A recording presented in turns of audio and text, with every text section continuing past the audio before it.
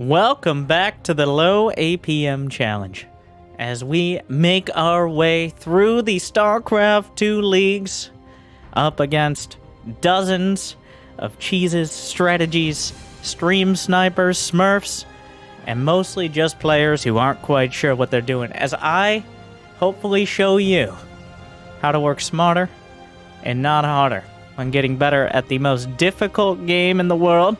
A game so difficult they couldn't even think of making a new one after, oh god, it's 12 years. Yes, the game has changed since 12 years ago, but in the last few, not so much. You can still get by with a solid macro build.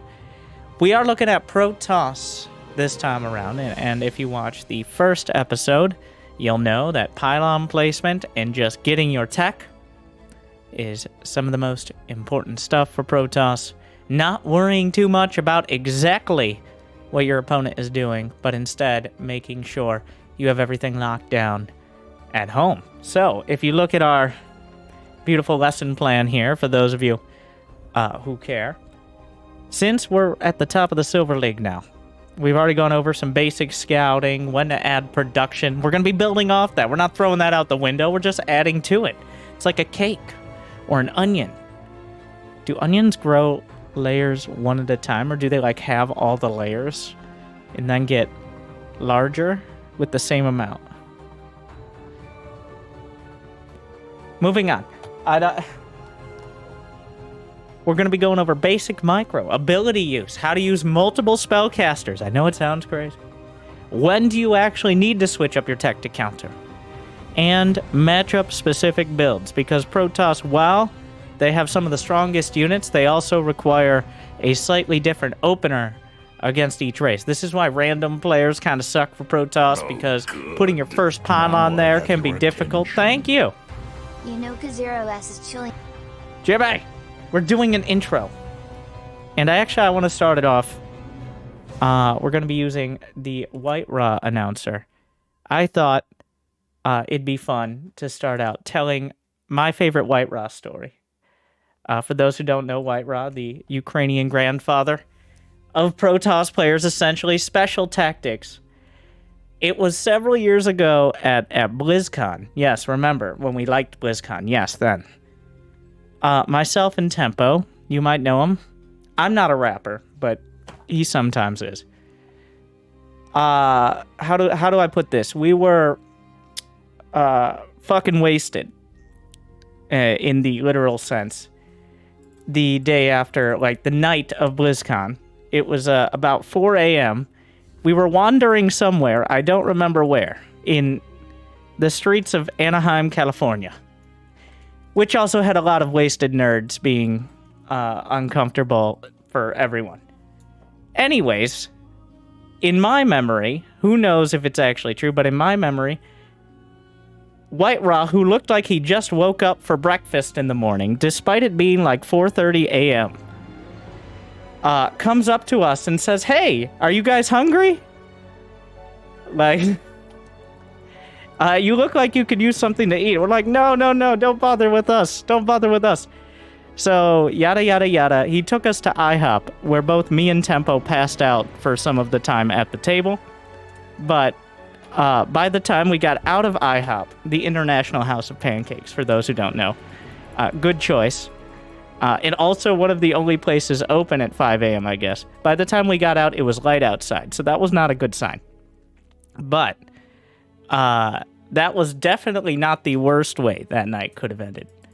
So that is not the only time White Raw has been amazing. But I just find it... I remember him as coming in like, "Did you just wake up?" No, apparently he had been drinking all night as well, but one of us handles it better, I guess. So, well, yeah. And with that inspiration, LOW APM Protoss. It doesn't matter how much or how little you've been drinking, as Zest has proven or unproven, I'm not sure which one, after his GSL Super Tournament Finals, it's still a good time to play Protoss. And the requirements... Wait, do we have the chart? Jimmy, get the chart! We had one job!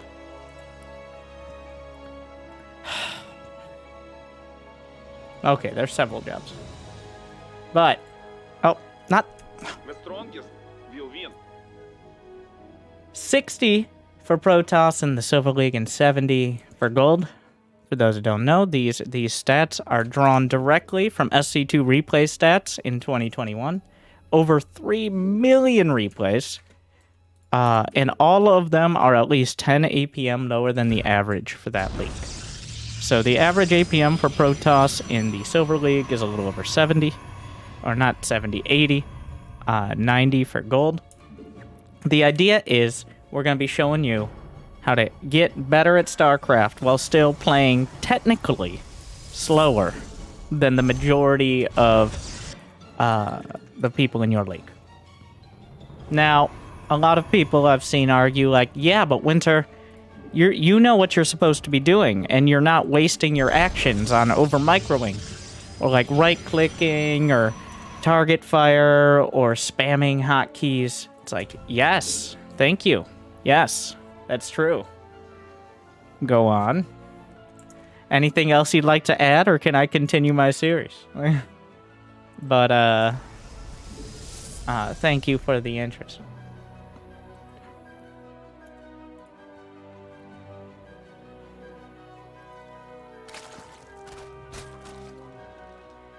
So there is what we're looking for. I gotta kind of get back into it. I'm still thinking about IHOP right now. I probably shouldn't have brought up the food before starting a multi-hour.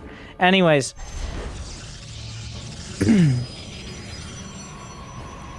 So, he has 3 hatcheries. The first thing I want to check with my probe that I send out after the gate, we're just going to be doing that, sending it off the gateway, is there an expansion, especially against Zerg? So I went over how to wall off this low ground area against Zerg in the last episode. I actually spent 10 minutes or so explaining how to practice that and how to do it, so you can check the middle of episode 1. The summary is, though, the 3 buildings with a gap between the gate and the cyber core. The reason that you want the gap between the gate and the cyber core is because that's the most defensible position. You need to hold position as Zealot, something like that. Gonna open up with a Stargate in the wall. I wouldn't always do this if there was an early pool. Instead of 3 hatcheries, I probably would build another gate, and I'd build the Stargate on my second pylon, which is in the main right now. But the focus will be getting 2 Void Rays. We're gonna get 2 Void Rays. We're not gonna avoid the voids, all right? I'm still going, like, we're not religiously following the meta. The simple version is, though, the Void Rays are a very strong choice. That doesn't mean we're just going Sky Toss much of the time, but it definitely means we're opening up with it. In both against, well, just against Zerg to start. All right. At 330, well, between 3 and 330, really when you have the minerals and warp gates about halfway done, that is when I'm adding on 2 more gates, so we go to 3 gates and a Stargate, but that's a whole different flavor. Hotkeying that Void Ray on 2. I like it on 2. So my hotkey scheme, just to reiterate, is main army on 1. Like, I'm no IEM Katowice challenger, all right, using no hotkeys. But we're actually going to use control groups here. I found them a little easier. So 1 is for my main forces, whatever my main army is. 2 is for any kind of auxiliary units, like a warp prism or a void ray hunting overlords or something like that, or maybe an observer. And then 3 is usually for important spellcasters or an actual group of flying units. So like if I had like 5 Void Rays, I'd probably put it on 3.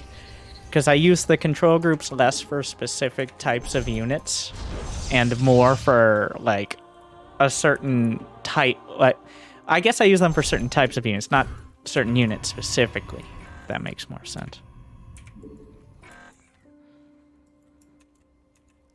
Hacking both the Void Rays together. I queued up a third Nexus. Our goal today is also going to be a third Nexus by the 5-minute mark. I was actually a little late on that one, but I'm going to warp in. Oh, let's get the Triforce pylons. Sorry, I'm kind of reminding myself of what we're doing out here.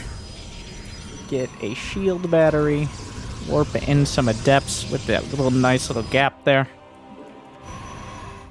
I'm going to get a robotics facility, a forge. How many probes are we at? We're almost at 50 probes. All right. It's time for a gateway explosion. We're going up to 8 gates at 50 probes. Gonna start rallying probes here. I'm gonna get a few sentries because Guardian Shield. We're also gonna start using some force field, especially against Zerg.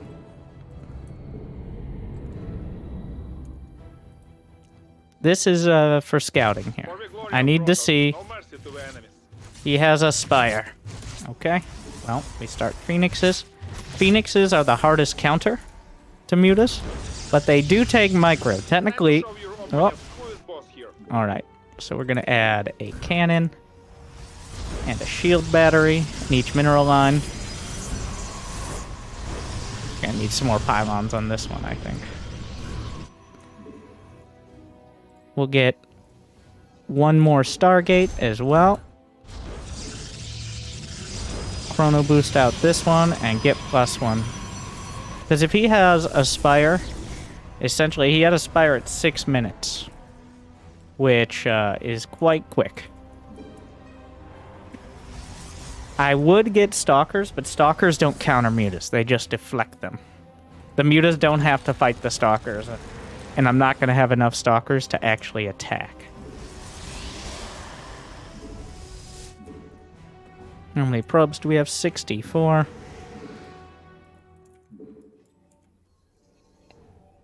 We got that second Stargate. I'm going to get a Twilight Council now, and we'll add some more gates. Wait a second. I'm on the Terran hotkeys. Disgusting. I don't have my rapid fire warping. There you go. I'm gonna put this observer. Now, probe for some pylons. It's important that I don't just sit here countering Mutas, by the way. I'm going to start. So, I haven't seen anything in a while. Observers aren't super reliable. I'm going to make some hallucinated Phoenixes now.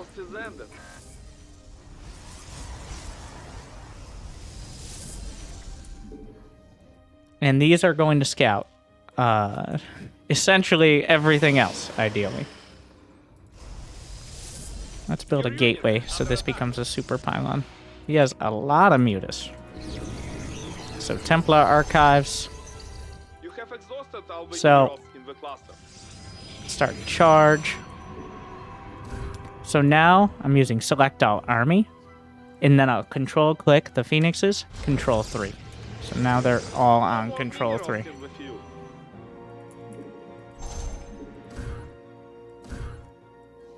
Upgrade complete. Battle awaits us.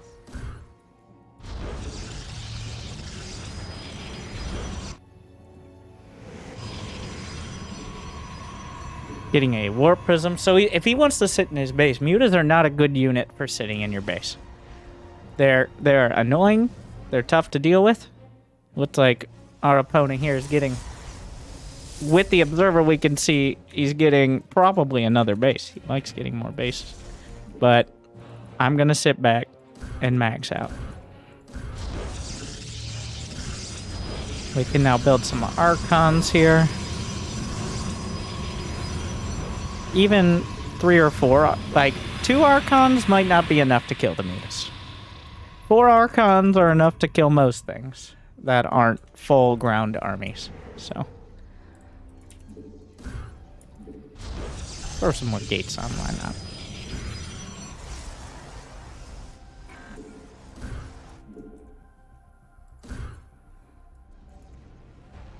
So now I'll put the Warp Prism on Control 2.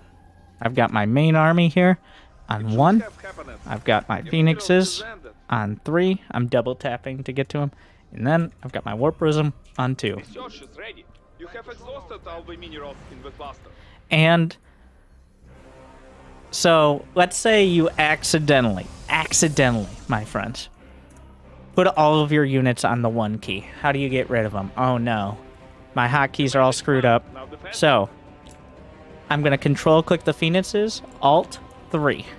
Now they're removed from the control group and are put on just my Phoenix control group. Same thing, Prism, Alt 2. That steals it from the first hotkey and puts it on a different control group. So it's essentially 2 actions in 1. So if you're trying to stay at low APM, maybe don't spam it. But so our friend here has plenty of mutas.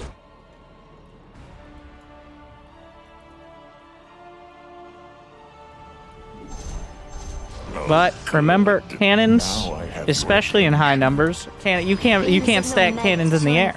Massive design flaw, in my opinion. But since you can't stack cannons together, the mutas will eventually be just too strong, and they can fight 1 cannon at a time. So what we're gonna do? I'm pretty much maxed out here. Let's make sure we got gas. Is there any tech I'm missing? Let's start an upgrade. We'll get Storm. I'm gonna get another Prism. Warp in some more Archon.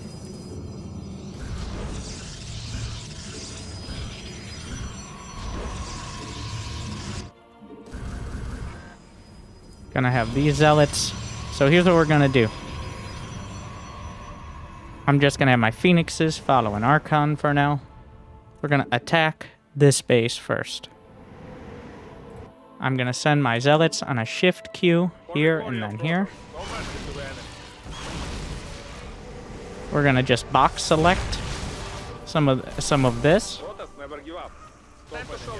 And if he wants to fight, he can fight my Archons, which... So remember, we have this Warp Prism. I'm going to Shield Battery overcharge, and then I'm going to use the Shield Battery to reshield the Nexus with the R key.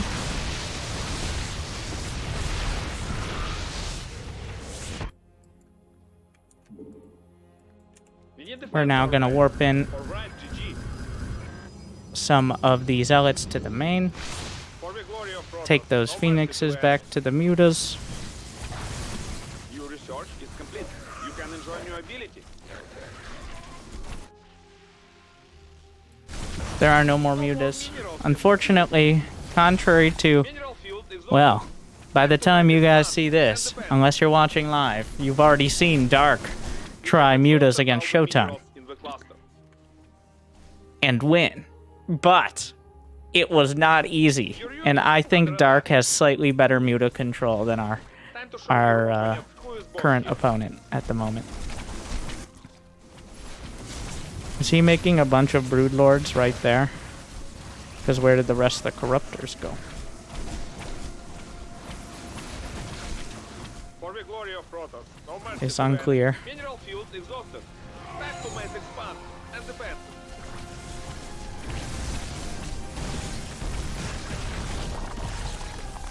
There they are. So, we are in a bit of an awkward scenario where Time to show I can kill all his buildings probably. your union. So, okay, how do you kill Broodlords? Tempest, Void Rays. Honestly, Blink Stalkers aren't terrible. The most reliable... Oh, I never rebuilt this base. Archons against low number of Broodlords are fine.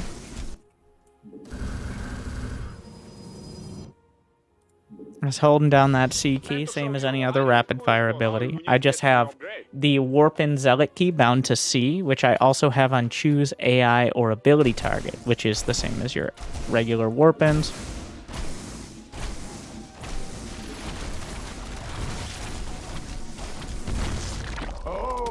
follower. Is that all? We're So- just chilling for 27 months. Is ended. I'm bringing my phoenixes over because it appears he does not have any, let's see if we can close the distance on this. The broodlings get all involved.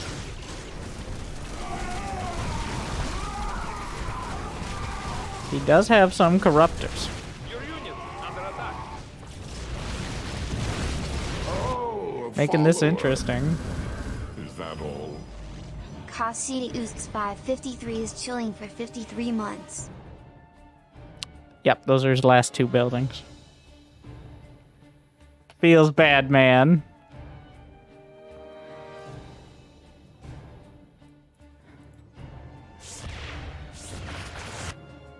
So, the counter, this is part of why people go carriers, by the way.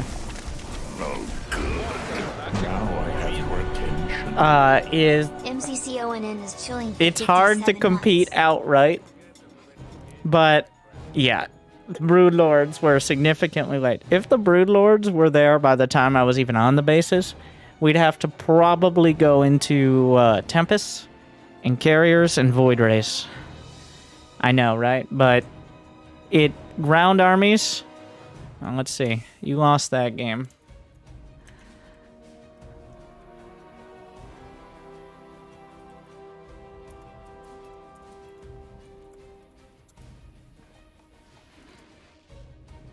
Death coming in with the bud.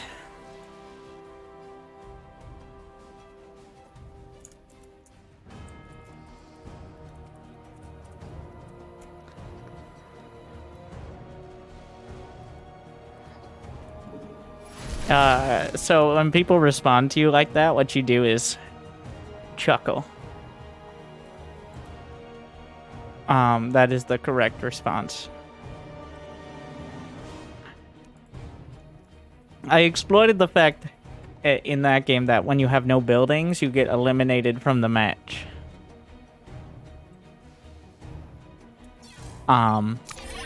This is widely considered a dick move to do that. Of course, when your opponent... Wow, 15 Broodlords. And does that say 9? He had 19... Oh. He misclicked the Broods. He had the Overseer selected. Oh no. Oh, a bit of a disaster. And with that, we reach the Golden Leagues. Oh my, plus 77. I don't know. We are still, unlike the other races, for some reason, this is why I say play 25 games or so until you're placed. Because sometimes it'll figure it out quickly. Like for Terran and Zerg, I'm getting like 20 or 30 a game. But I guess Protoss just gets an MMR advantage. No, sometimes it's inconsistent, and that's why it takes a while. I mean, it's not that I can't compete in Gold League, but I'm saying, like, I've been on a very slight streak, and suddenly, here we are. Well, did we make it? It was 70, right? Well, in gold... Wait, back to the chart, Jimmy! For Protoss, 70 in the Gold League. Oh. But I was technically supposed to be in silver that game. So, the people. I failed. For those who don't know, when I fail, for every 5 APM, I go over. So 60 to 65, gifting a sub. So I literally pay for it. That is the intent. Good. Now I have your attention. Wonder Gaming is now No, that chilling. I don't know why it does that. We're just gonna keep complaining every time. I think it should be the APM of the opponent, not the league. That would defeat the entire purpose of this. Worrying about what my opponent does is irrelevant. The entire point is I can do something very similar every time consistently. We can focus on that game plan. And ignore whatever the opponent is doing. Or at least ignore the vast majority and still find success.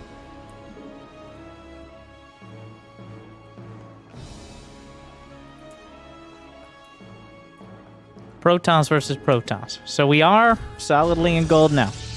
Against Protoss, walling off the ramp. We're actually, now this is tough, but we're going to learn to wall off Adepts. Because even to this day in pro matches, 2 Adepts in your base, especially in PvP, can be a disaster. Ever since Legacy of the Void came out. We're going to scout off that. Chrono boost after the gate. So the idea is to leave a gap. You've probably seen this in pro games, if you've suffered through PvP. To leave a gap that doesn't necessarily have to be the smallest one. Just something you can put a shield battery in. Because Adepts can shade through force field, and they can shade through units. It does not, the shades do not interact. Though, amusingly, they can't shade through shades.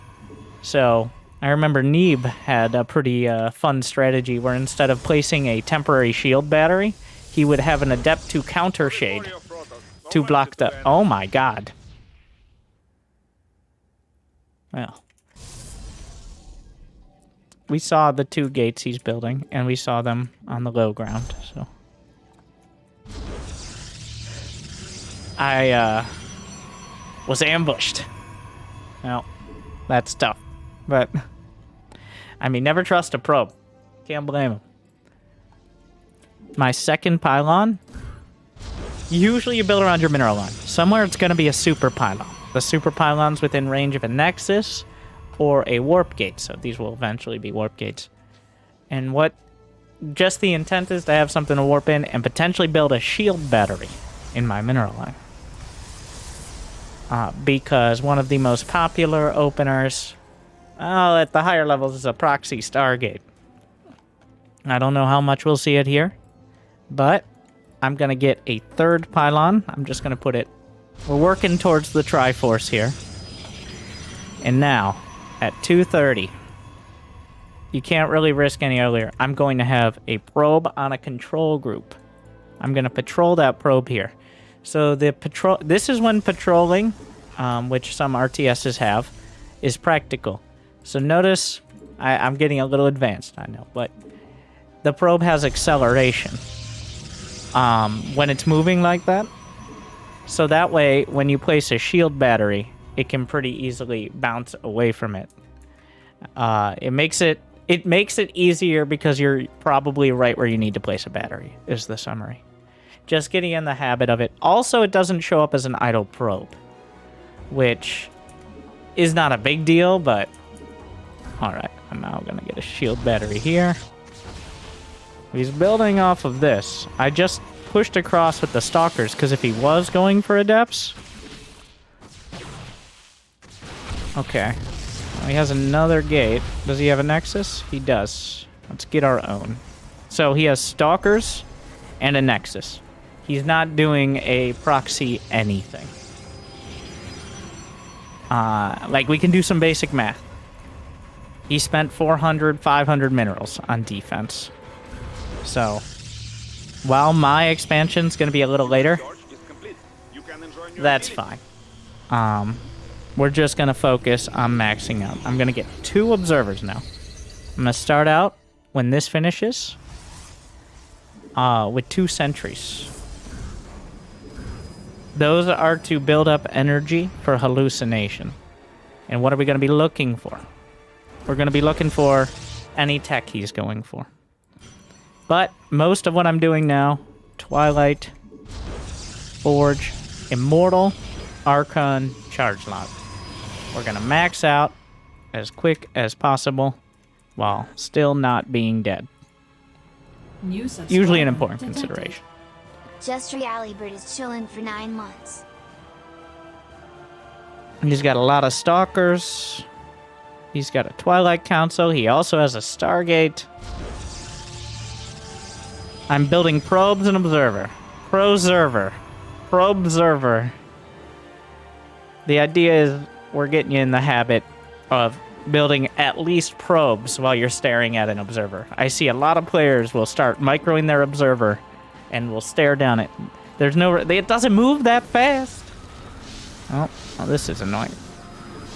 So the Oracle actually will burn through. It will eventually. Well, we built a shield battery here that can help protect the mineral line as well. Where are you going? Stalker. What? Alright, well, sometimes they run off. Transfer some probes down now that I have more. Get supply blocked, always important. Pylons on the edges.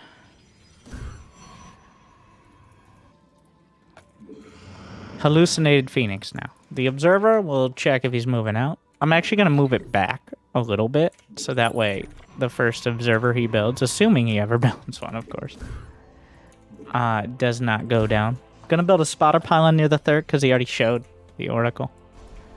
So how many probes are we at? Only 48. 38, rather. 48, I should have already been building more gateways. It is Protoss versus Protoss, so what that means is you're not going to be able to get as much economy. In mirror matchups in general, because your opponent can build the same units as you. If you spend hundreds more minerals on, like, Nexus and Tech, and they just go for units, then you can die. So, 1, 2, 3, 4, 5. We're going up to 8 gateways. That's about as many as you can reliably get on 2 bases.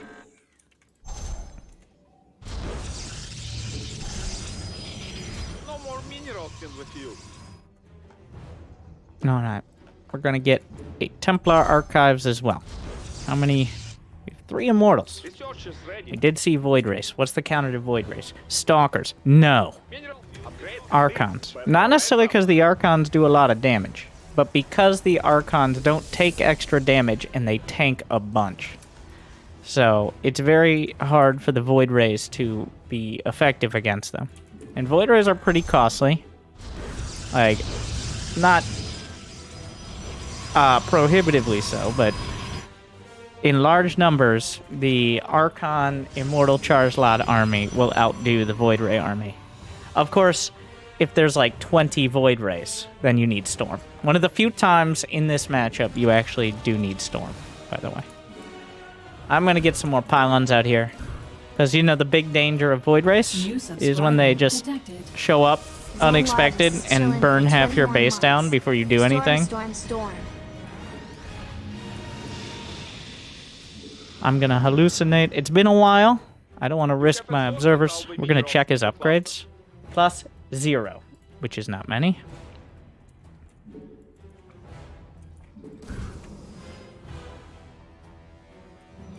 Add in some zealots.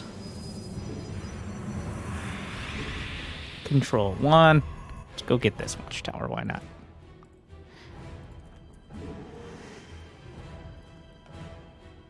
He's now building Immortals and a Stargate. So, the thing is, the one thing...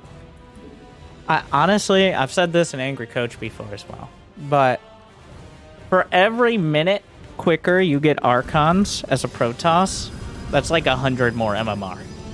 I will say, like, your average Gold Leaguer sometimes doesn't get Archons at all. The quickest you can get them is like 7 minutes. So every minute you take past that, okay, you can get them a lot quicker than 7 minutes. But like the quickest you can get them while also being very greedy otherwise is like 6-7 minutes. For the players who see Archons and are reminded, oh yeah, Archons exist, that's way too late. That is simply too late. That all? Price 2 is chilling for 25 months. What do we got? 65 probes. Another Immortal.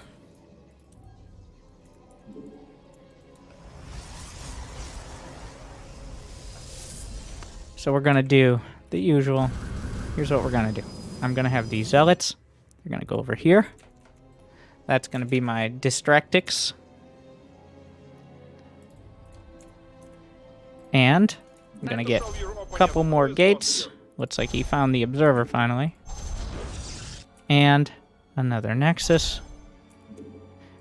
get the pylons there as well. I mean, I need pylons anyways. I'm pretty supply blocked. It's pretty rough. Upgrade has been completed. Time to show new skill. And in this army, well, I don't have +3 attack. We'll get +3 attack. Make sure I take this watchtower. Shift, click, 1 zealot. There you go. This pylon should finish soon. I can make one more round of Archons. We're going to get a Warp Prism now, because with +2 being done, I'm going to max out pretty soon here.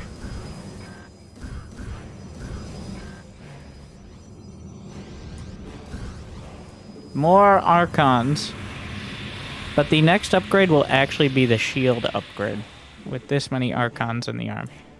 Rare is it that you want the shield over the armor, but if you have like pushing double-digit Archons, that's when it usually becomes worth it. This probe, make me cannon, battery, cannon, cannon. Why not? Open some more zealots for the counter. And before we go, let's go see what he has. Get a Dark Shrine. I'm gonna get a cannon each mineral line. My own Dark Shrine reminded me, I'll be honest. The copy pasta reminder. Like, oh yeah, DTs are a thing. Should probably get some of that. Before I go, I want to make sure I have my economy set up. We set up the camera locations, get the gas geysers. This is about to start mining out. There you go. So here's the idea. I've got these zealots. Put them on control 3. I'm going to move my army to the left. All right, step 1. The 1, 2, 3. Usually 1, 2's fine, but why not 1, 2, 3? All right, so that's an army. It's going to get a little awkward here momentarily. Gonna move the Warp Prism to the edge of the main. This should drag him back here, and if it doesn't, it's gonna get weird again. Just warp in those zealots, control click, into the mineral line.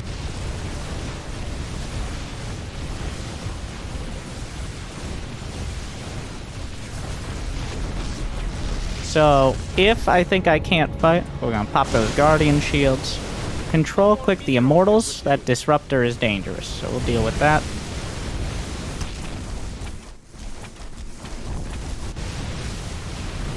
So, Archons aren't great against Tempests. I will say Stalkers are actually better, because the Tempests have so much range. They just don't hit that hard. So we're going to get Blink and get some more Stalkers. These Zealots can go over here. Let's just go home with the rest of the army. Main base is having a rough time. Oh.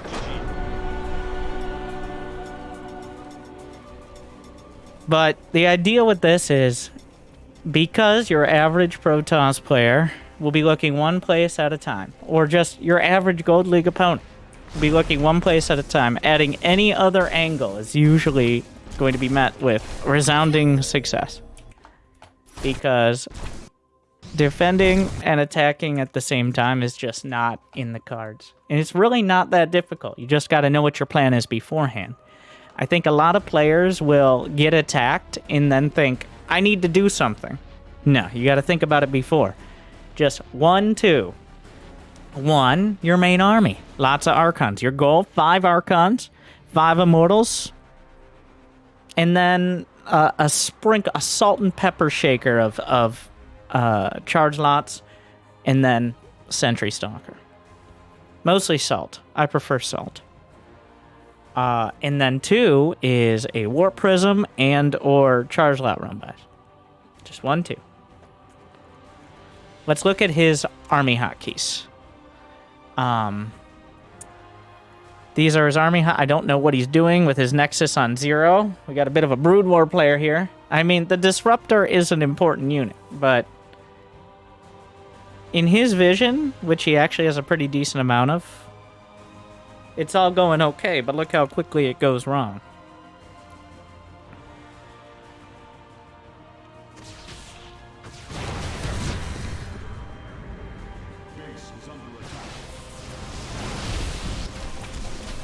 He sees this, select all army.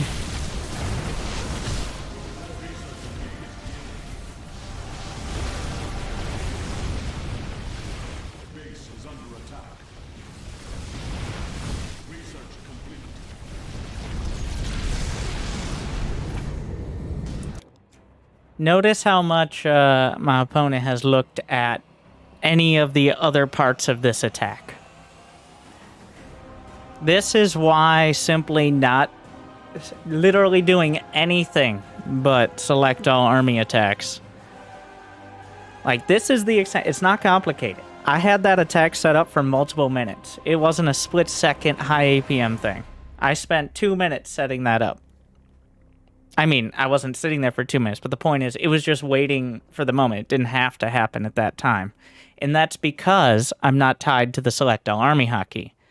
What I see a lot of players who are addicted to the select all army hotkey will do, they might do counterattacks, and then they'll desperately avoid using hotkeys for their units while they're doing it. And they're stressed out the entire time because they know that if they hit the key, they could fuck up their attack. But their only reflex is to hit the key. And this is especially... Protoss are the greatest offenders of this. I'm going to reference Nice versus Spirit in IEM. Yes, great match. If Nice would use hotkeys for his army, I think he would have won like 3-1. The only reason it was a great match is because multiple times his run-bys got dragged back by the select all army hotkey. Yes, even pros do it. So if you can use a control group, just one, you could be arguably better than a pro player. Of course, that pro player trains with Haz and battles against him all the time. So, like...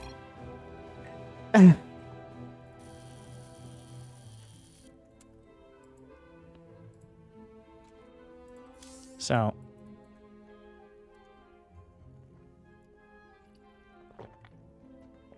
Looks like we're on point.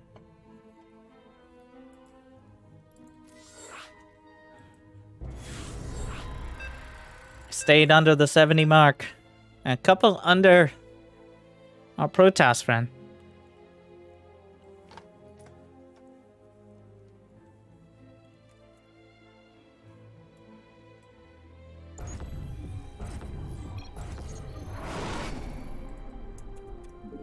All right, so now, thankfully, we've gotten Terran.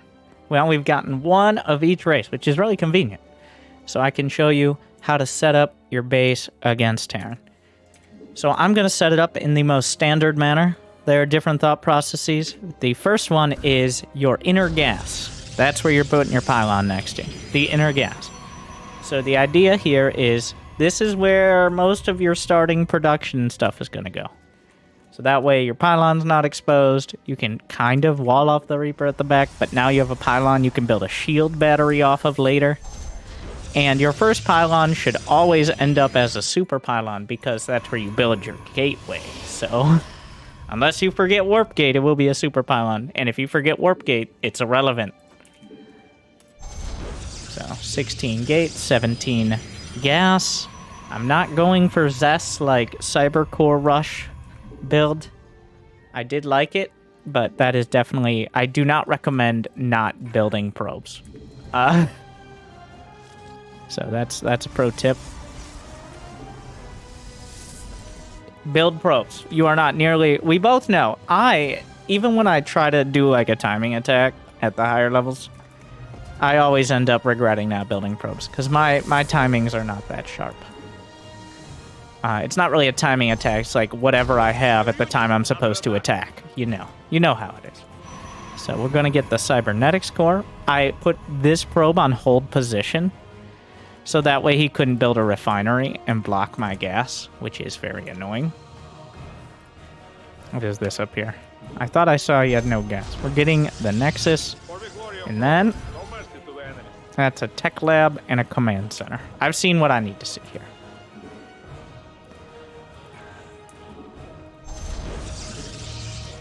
Yeah, it reminds me of Wings of Liberty when casters were addicted to calling every time someone attacked, it was a timing attack. Like, I mean, technically correct, but what does this term mean anymore? Oh, he's no longer following my probe. The idea is to get to one of the watchtowers if possible. We're going to start with the robotics facility. I actually built the cybercore a little out of position. I like to have the ability to build 2 buildings. So the idea here is there's a slight wall off. It's not a big deal if you screw it up, but you don't want to block the mining of your gas, ideally. I'm going to get a second stalker here. Yes, I am building stalkers early, because this is when you might most need them. Past the early game, hopefully you don't need them. We're not doing any blink builds or anything, because let's be honest here about blink micro and how well we're going to do with that compared to, say, anything else. Now with Warp Gate halfway done, which should be about 3 to 3:30, I'm going to add 2 more gates. The idea is Warp Gate finishes and the gates finish. One of the big mistakes that I see a lot of Protoss players make that actually do have some sort of build is the Gates of Shame. So what is this? It is when your build is off and you have enough minerals before your Cyber Core starts because you didn't build your Nexus in a timely manner. A lot of players will be like, I can build another gateway.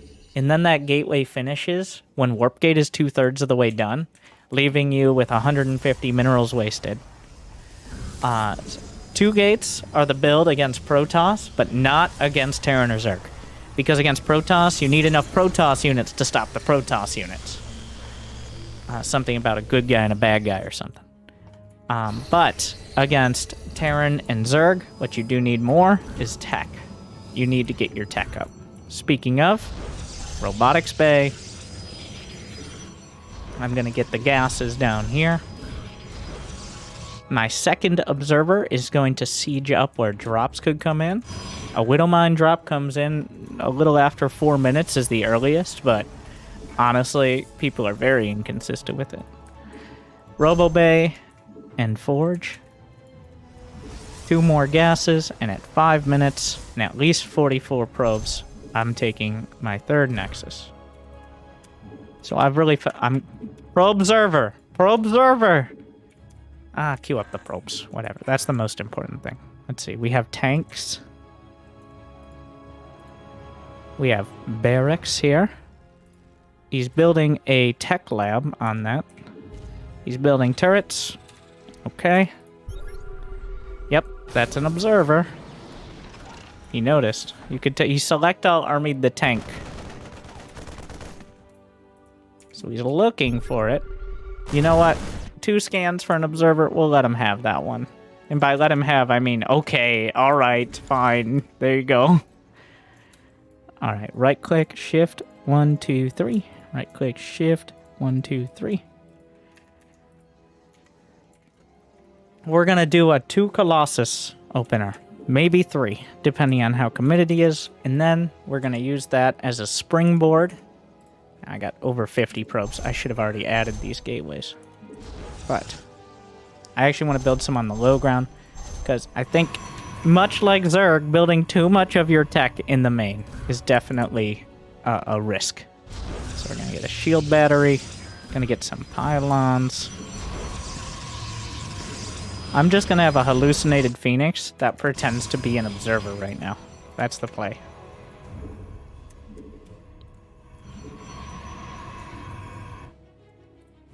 Shield battery. Near the front, the idea... Oh, we saw a 3rd command center there. Very important. So, even if he wanted to attack right now, he just shouldn't have enough units. Chrono Boost anything that has a blue bar, essentially. Always a good choice. The only time you really don't want to Chrono Boost is if you might need energy for, say, overcharge. Gonna start some spotter pylons. When you take your 3rd, that's when you're most at risk. I've started doing this. Top tier Protoss have been doing this as well. At some point, it's cheaper and easier to just build pylons than it is to waste robo time on more observers. Because observers, they can be killed. I mean, so can pylons, but they're cheap. And it guarantees you'll notice a move out as well. Like, sure, they kill 100 minerals, but it slows them down. They probably have to show more than, like, a marine or 2. it's 100 minerals for a guaranteed scout.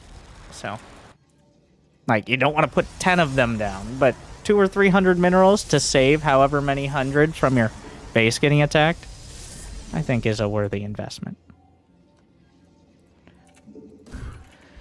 Mineral field exhausted. Time to make expand. Some more zealots, some archons. No more minerals in the field. I'm gonna scout. So what I want to know now is how much anti-colossus. I got 80 probes. All right, let's get some more base.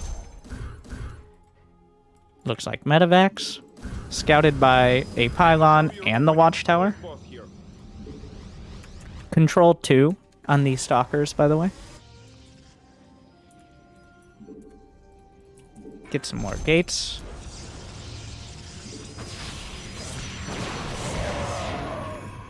And now this is the risk of how I laid out my buildings, is I can't actually get back there. So this was out. This is one of the worst I've done, actually. Like, he can't drop enough units there. On the bright side. Ship ready. Time to So. pull our strength. You made expand. Now defensive. Oh my god, he just made an illegal move. Did you see him attack with an unsieged tank? We all know that's illegal. Also, by the way, there's a tank. Fun fact. Okay, so can anyone... So you can see why you don't want to put all your gateways in the main. It's not bad to have several of them. I'd say like a max of six gates in any one base. Otherwise, you end up... Honestly, that's one of my biggest issues as Protoss, just generally. Personally, is... Well, as Terran as well, is blocking my own shit. My own units get stuck in my bases way too much. And it's been 12 years, and I still haven't figured that out. I handle setting up my bases and planning ahead, much like I handle my emails, which is to ignore it until it becomes a problem, and then panic sorting it out too slowly. I think a lot of you use that strategy as well, so don't feel special.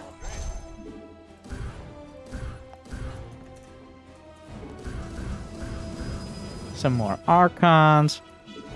Getting a second Robo. Honestly, could get a third Robo as well. Why not?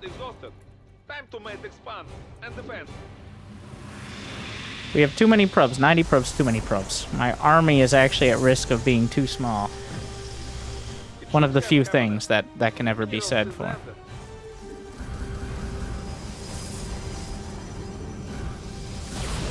Get some cannons. Remember, 1, 2. So what is the 2 here? Control 2. There's the main army on the left, such as it is.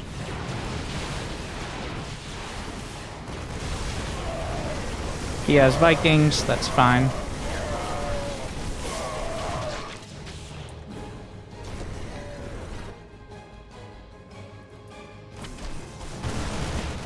Okay, so instead of fighting right now, we're gonna bring that warp prism.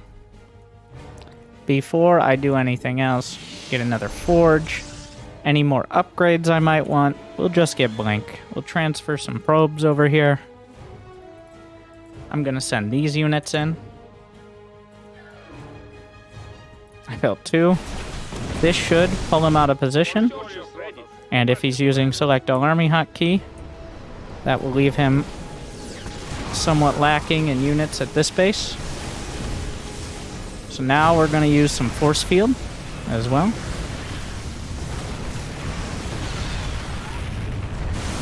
One, 2, 3. So that gets them to stack up behind it.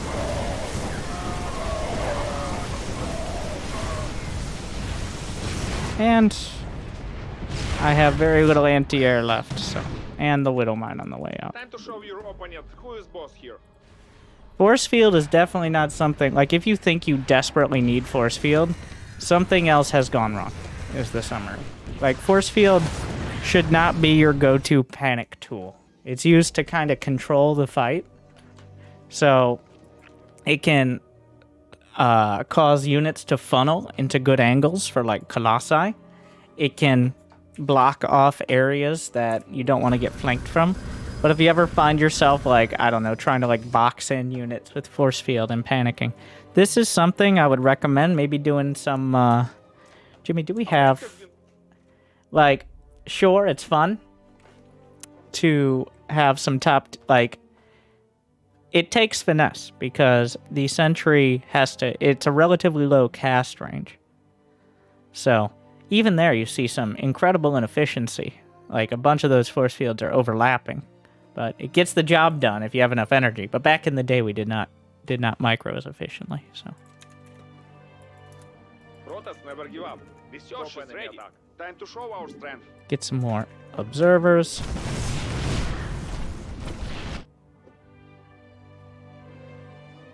Mineral field is Oh, Liberator. Your units So under attack. I should get a Stargate. The counter to Liberators is... Well, the technical counter to ranged Liberators is Tempest. Carriers are okay. Void Rays work in a pinch. The risk of Void Rays is that they're not very good against Marines. Marines are actually the best counter. Of course, if you have Colossi. Tempests are kind of your best option, but that does require a little more finesse. Expand and defense.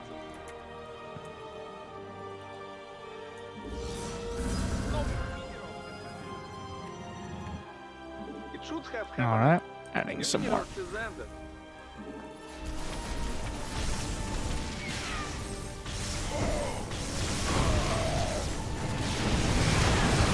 You have exhausted for the glory of Protoss. The enemy fought well, but you played better.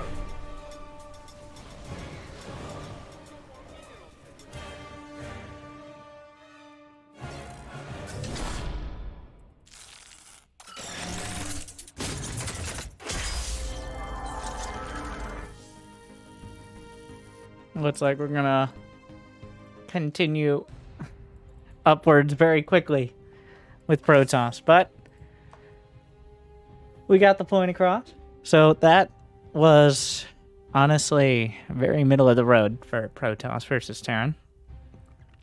That was what I expect to see in many of the matches. Sometimes Terran players will try some shenanigans.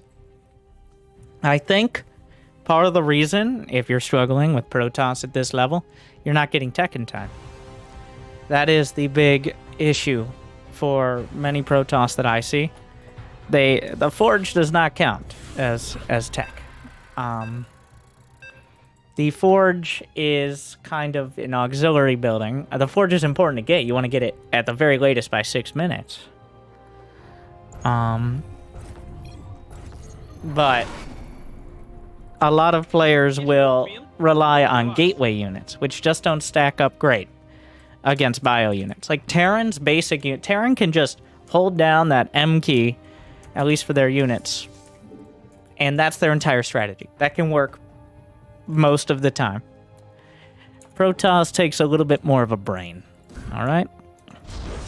Now, what you don't have in quantity of units, you make up for in, of course, quality. That is what we were focusing on that last game there with the Colossi. And if there is the Terran counter, which is Mass Viking or like Liberator Tank. Liberator Tank is not as good, but it's good against everything else, so you'll see a lot of players with it. That's when you shift heavier into Archons. And Immortals. You rely less, like if they have these strong power units, you actually counter them with your more, with a higher quantity of your units.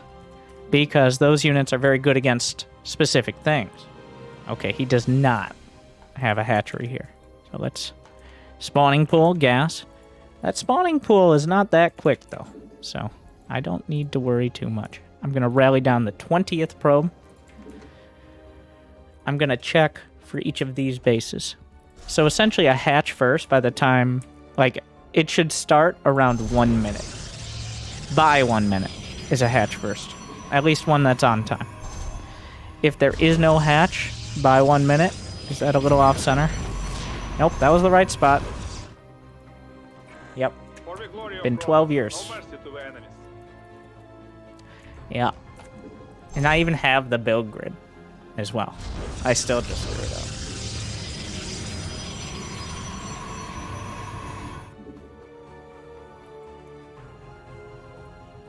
I'm just shift-clicking. Pretty much now, I'm gonna patrol this probe in the corner. Why patrols? It's just so it doesn't show up on the idle worker key. When it's patrolling that area very diligently. So I'm gonna chrono boost both of these things. And then we're gonna build another gateway. Why? Because he did go pool first. So we can have Zerglings. The Stargate as well, but behind it, because I don't want the Stargate being vulnerable. Hold position on the Adept. Rally probes to the natural. Hotkey the Stargate. I like it on 5. I just used the Warp Gate key for Warp Gate, so that's why it's not hotkeyed. Alright, let's be a little cheeky. Get one pylon.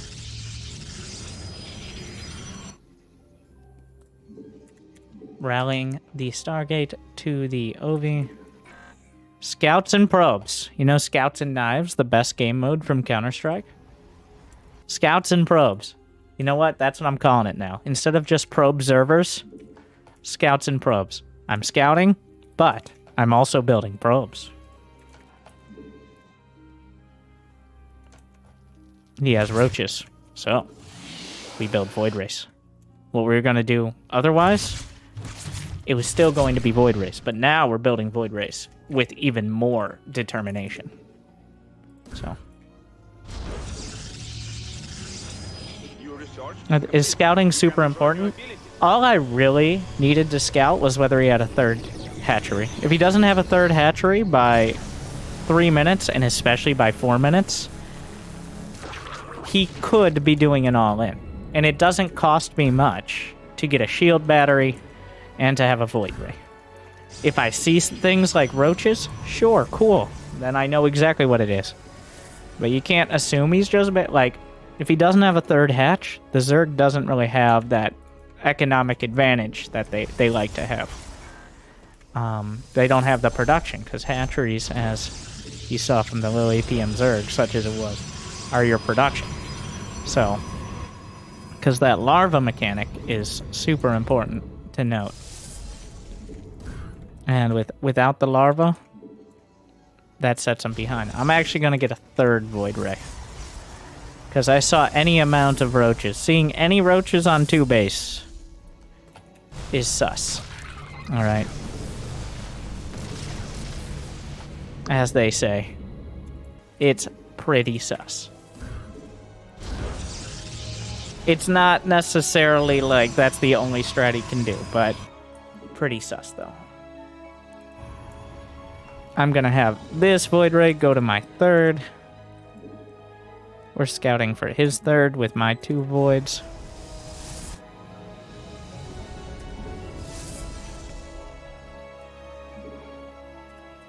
Scouts and probes. I'm gonna charge those up. And while I'm hitting his, I'll take my own. Because otherwise, best case scenario, like, I don't even think I'll kill it. We'll get a Twilight, a robotics facility, and a forge. The Techsplosion.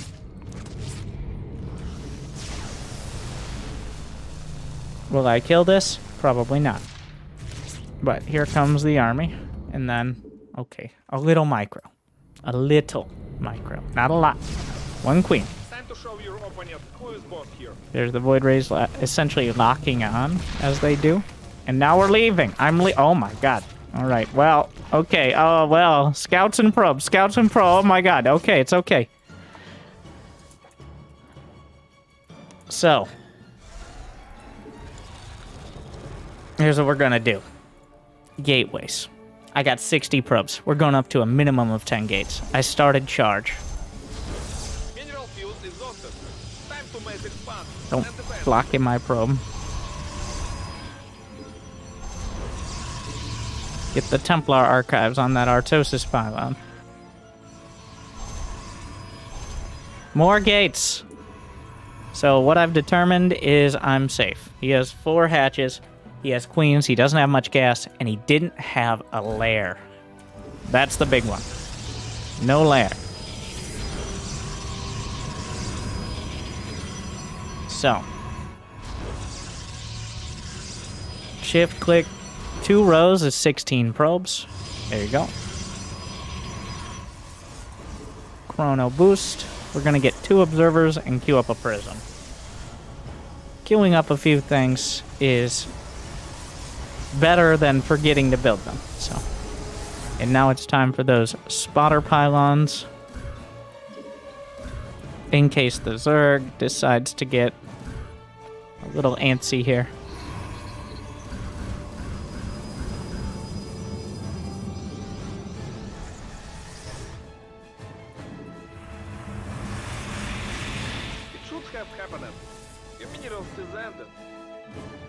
The Void Rays will be my 2 for now. Remember, the 1-2 punch. That's what we're focusing on. Gonna queue up an Immortal. I'm gonna build another Robo down here. Why not?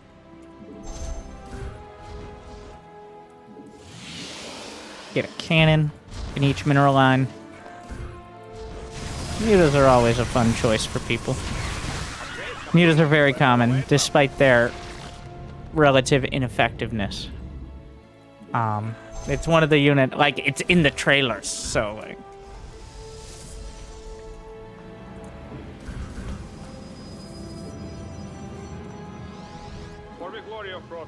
We're gonna have the Void Ray. Oh, that's a lot of queens.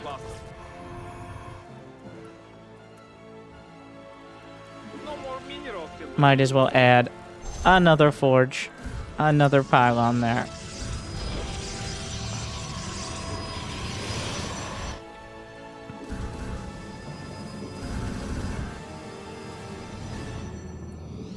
Shift 1, shift 1.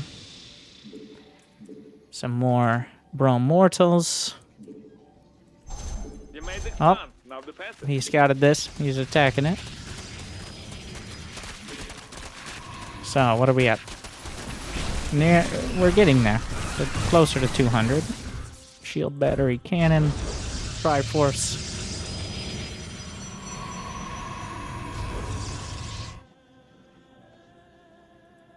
I'm gonna bring these guys in. But we're gonna make sure to always have an Adept on hold position. Because those cheeky Zerglings always trying to sneak by.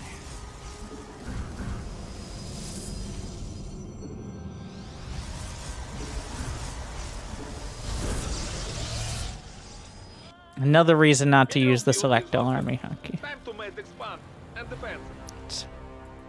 grab some probes, right click to mineral walk. Oh. This is not a good timing.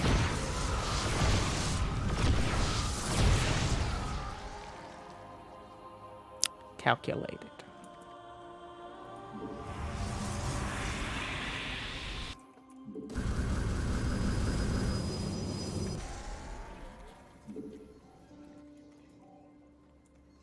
Chrono boosting upgrades.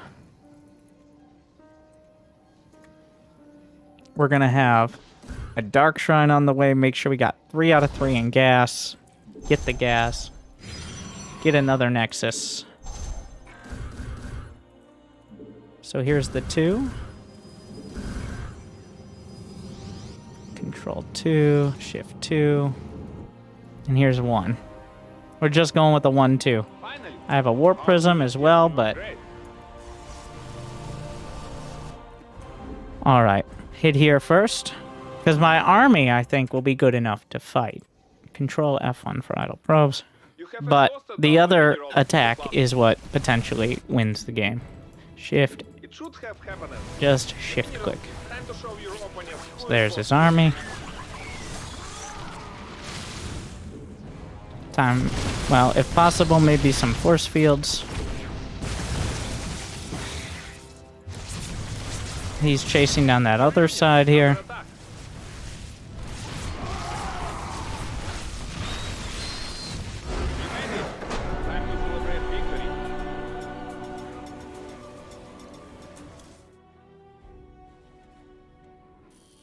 No.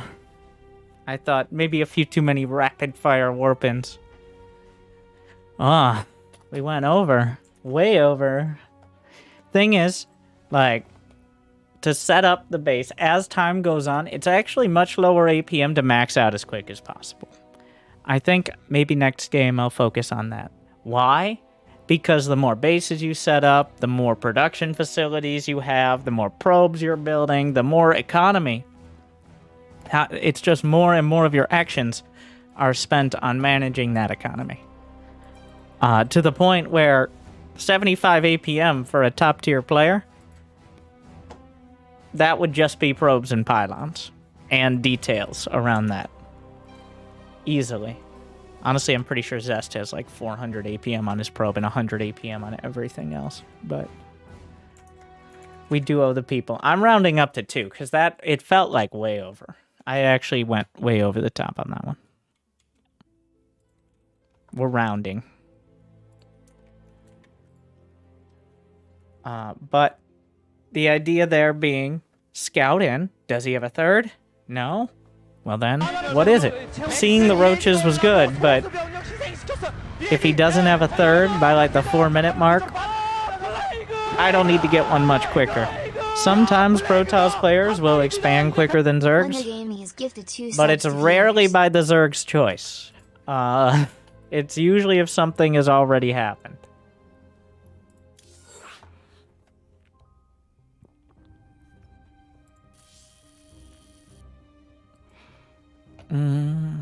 But I think walling off correctly and getting your tech on time. Like Protoss, there's not... You have to hit the key points. And if you hit the key points, you're going to be the source of many complaints for Terrans and Zergs. Now I have your attention. I think a lot of... I'm just going to keep saying it because that's why we're here. The reason why so many Protoss struggle is because they don't realize how late their tech is, how few warp gates they've actually built, how late they're expanding compared to their opponent, how much time they're spending microing. That kind of stuff slows you down a lot. Like, I'm going to reference again. I've referenced him in 2 different ways, but Nice versus Spirit. Okay? So, while Nice religiously uses the Select All Army hotkey, right? Like, he just uses and abuses it. He makes it almost painfully obvious. At the same time, multiple times in that series, successfully, he double expanded. He's just like, you know what? Another Nexus. Another 20 more probes. So even though his control was not... It was bad, he had so many units. There is a quality in quantity. Though Protoss is the hardest to make that work with because their units are so expensive. Oh, I should have scouted off the gate. Kind of defaulted. At the higher levels, as we move up, you don't always want to scout quite so early because there's only so many things they could be doing. Like, you're not going to scout a cannon rush before the cannon rush starts unless you send a probe out really early. Like, and then what are you going to do about it? You can't really change your build. You just have to react. So, usually after the second gate is when things get sent. But, of course, you have spicy players as well. Your unit under attack. So we are doing that wall off. There's an argument to be made to steal the gas. Stealing the gas from a Protoss is actually a big deal. It really hurts them. Okay, so what we have here is I could win with 2 Adepts. Time to show your opponent. This is why we wall off like we do. Is because this is why I'm giving you matchup specific. Okay. Yeah. We need defense, our Well, right. actually, Right, did he GG. take a Nexus? He did. I'll show you how to beat Protoss. His Cyber Core is... If the Cyber Core is over half a Cyber Core later... 4 gate. I'm just gonna build Stalkers, Chrono Boost Warp Gate. One more pylon at home. Protoss cannot defend it. But you can't defend it. Like, shield battery overcharge, you pull back, you come in with way more units than them. My Cyber Core is way too much quicker. It would be irresponsible of me to not do this. That's what I'm saying. It's a very easy to execute. It's literally just a moving with more units. Oh yeah, on this map, I can mine this as well. Get a little fancy. It should have happened. Just in case I need to micro Heroes back. descended.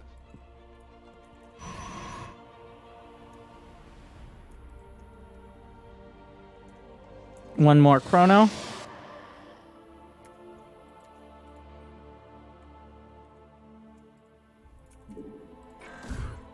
The building it this close, I only do because he has one gate. I would have built it a little further out if he had two, but if you go 2 gate, you couldn't have expanded that quick, so all of that is kind of irrelevant then. And we are going for Stalkers to start, though I might add in... Pretty much I add in whatever I can. Alright. Now back at home, a shield battery in case of Oracle. And attack. If he shield battery overcharges, we just pull back.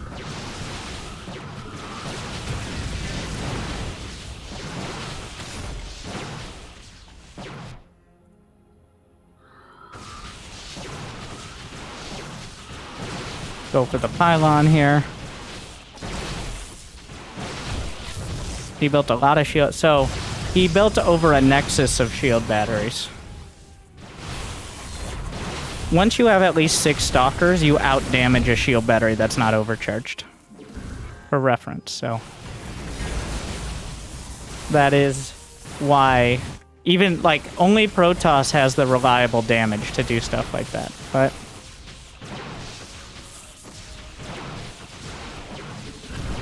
Other rate, like Marines, don't reliably do that. Void Rays and Stalkers are two very good options. I'm doing a little bit of micro here because you do need to focus everything on the Stalkers. But he actually was better prepared than I thought. I think he saw the gateway though. Let me check his vision. Yeah, wait. Yeah. He actually sent a probe out and saw it earlier. So that prompted the shield batteries. The thing is, his warp gate was so late that... So what's the worst case scenario? Say he has like 6 shield batteries and enough Stalkers that I can't target them easily. Then I just pull back. He spent like a nexus on shield batteries. So...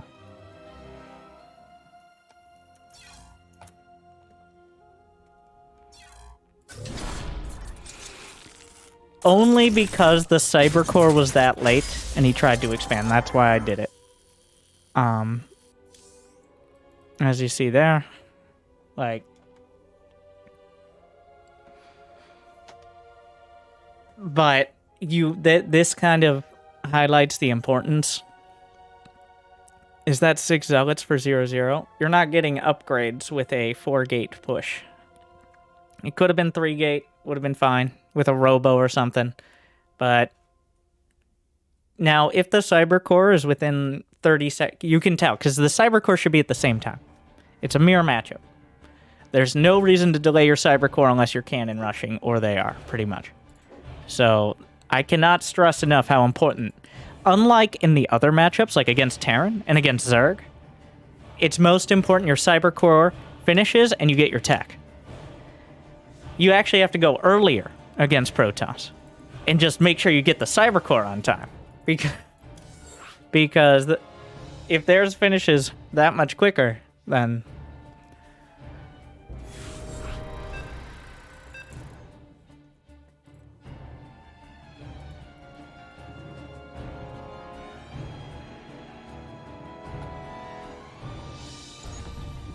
this is why we're doing the different builds for each matchup. If you want win, don't relax. And by builds, I mean just where I'm building the buildings. I'm ending up with the same unit composition, but a slightly different road to get there.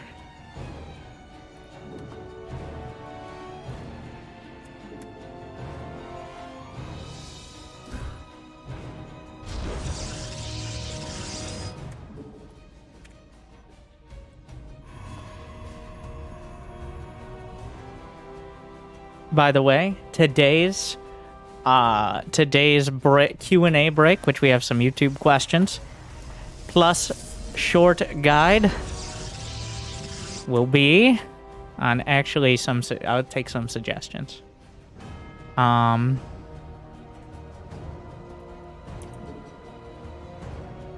I haven't. I didn't plan that out. I probably should have come up with something and then started talking. But as long as I finish before my Cybercore finish. Possibly controlling multiple spellcasters and how to go about that. That's probably likely going to be it. How to control sentries and anything else. Alright. I'm just going to right click here and then shift patrol. Gonna get a Nexus. I should have sent a probe down earlier.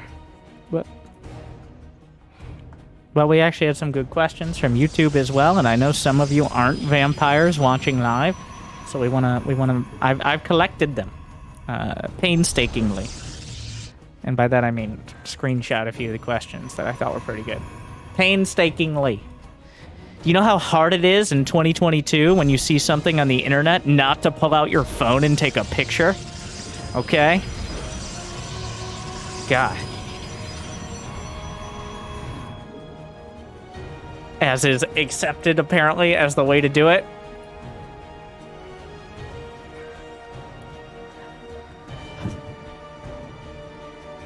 You know what really grinds my gears?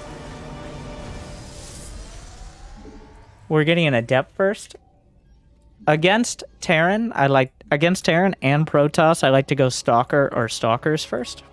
Because against both those, you might need some early anti-air. That is not very much a risk against Zerg, and your early anti-air is perfectly covered by Void Rays. So, the Adept is scouting and anti-Zergling. The Void Ray is anti-everything else. So, alright, 3 minutes. Let's get that gate. At least 2 gates.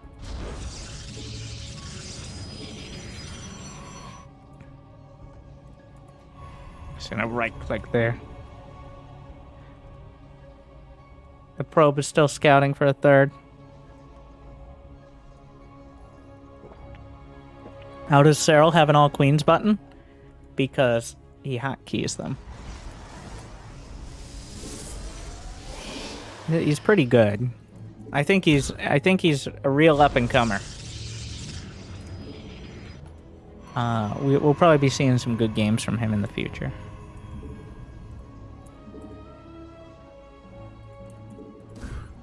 Alright, so we're nearing 4 minutes and he doesn't have a third base.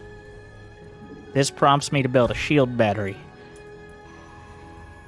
The Void Ray. We saw that Overlord move out of the way. I'm getting pylons at the edge of my base because Nidus is definitely on the table. I don't think it's likely, but I'm actually going to send out an Adept. And I'm not going to let him dictate the entire game. But my second Void Ray has rallied out to my third. I'm going to start a Nexus. Thing about Nexi is the earlier you start them, the safer they are. Because until the Nexus is finished, you can't shield battery overcharge. So ideally you start. So he didn't have anything here. We're going to take a look inside. He's got a Roach Warren. Right click, shift, shift, shift. Alright. Move on with my life. He's got a Roach Warren, but he doesn't have a lair. Alright, so Twilight, Forge, and slap down some more gateways. I'm going to start building the robotics facility on the low ground. I mean, sometimes you can build it at the third. I think building it at the natural, so that way it's a little closer. It's not a big deal, either way. But, since he doesn't... Here are his options. Roaches. And then maybe a queen push. But we'll see. Is the forge finishing? This means cannons, by the way. We're getting cannons here. Gonna get a shield battery. Another one at the front. Gonna get this gas. Charge. +1. Gonna put both these on the Nexus key so I can tab through them. There's a small chance, I guess. We're gonna start blocking the bases with a probe, just in case, and then shift click that back. Right click, shift 1, 2. Right click, shift 1, 2.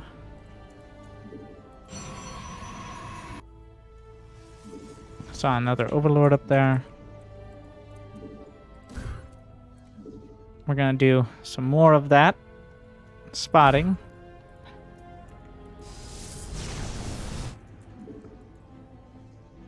Templar Archives. Gotta get a tasteless pylon to back that one up. Start warping in zealots.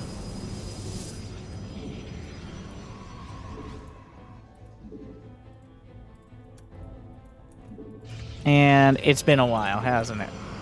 I'm gonna hallucinate a couple phoenixes.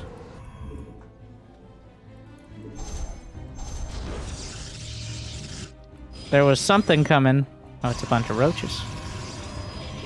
So we'll warp in some more zealots. I've got an immortal coming out as well, but I have a void ray. So we'll charge it up.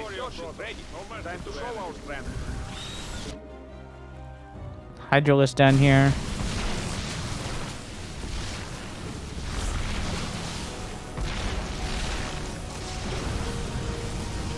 I do have a shield battery.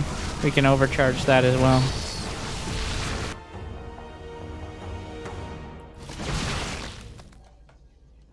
So, overall, Upgrade has been completed. Time we to got go. 77 probes. How did this happen? Okay. Another Nexus. We're gonna get another robotics facility.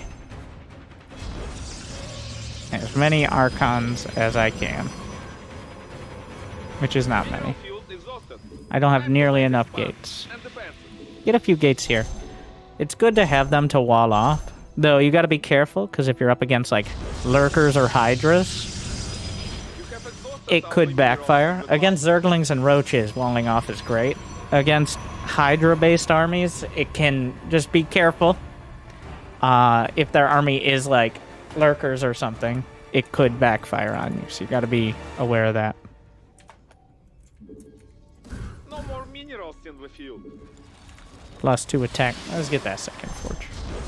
More gates. What does he have here? Hydras. So if there's enough, Storm is the... Okay. All right. We're doing the multi-ability control. Let's get Storm.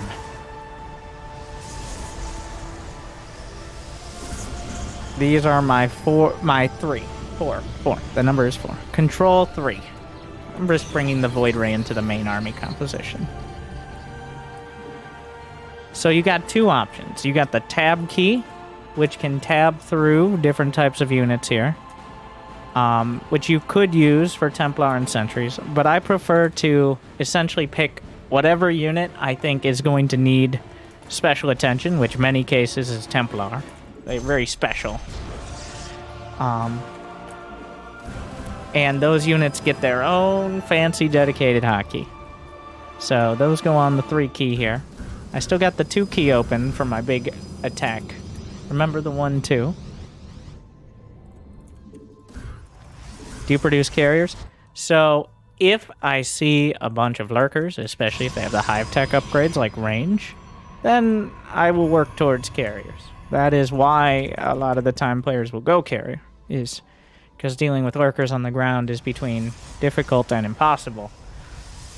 But if you have a better economy and they don't have like an entrenched lurker position, there's no reason to change my entire strat to get more Stargates.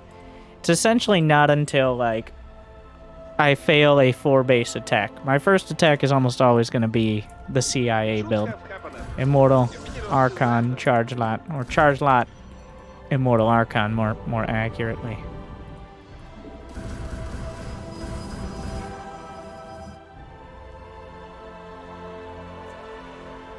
So this is the second attack. Mineral field exhausted. Control Shift 2. And defensive. Let me get another Archon here. Upgrade complete. Battle awaits us. We'll get armor upgrade. So, bring those Templar up. What are you doing up there, pal? No more minerals in the field. I'm at 180 something, so I can choose to warp in more. Like, once you're at 180 plus, you got to start thinking about what's next. So the idea is I'm going to attack left. I'm going to bring in these units, Control 2 to the right. I'm actually going to do it on the mini-map as well, so. Because we conveniently have an observer, which you can't always have, but you can kind of assume that he will come to defend. So I will now bring this attack in with the mini-map, Control 2. We're going to move the Templar up here. Force field. Hit the storms.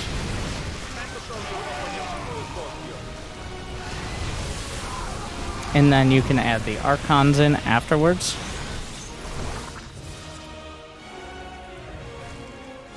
The force field between the hatch and the edge, even if they don't right-click, is still going to be pretty good.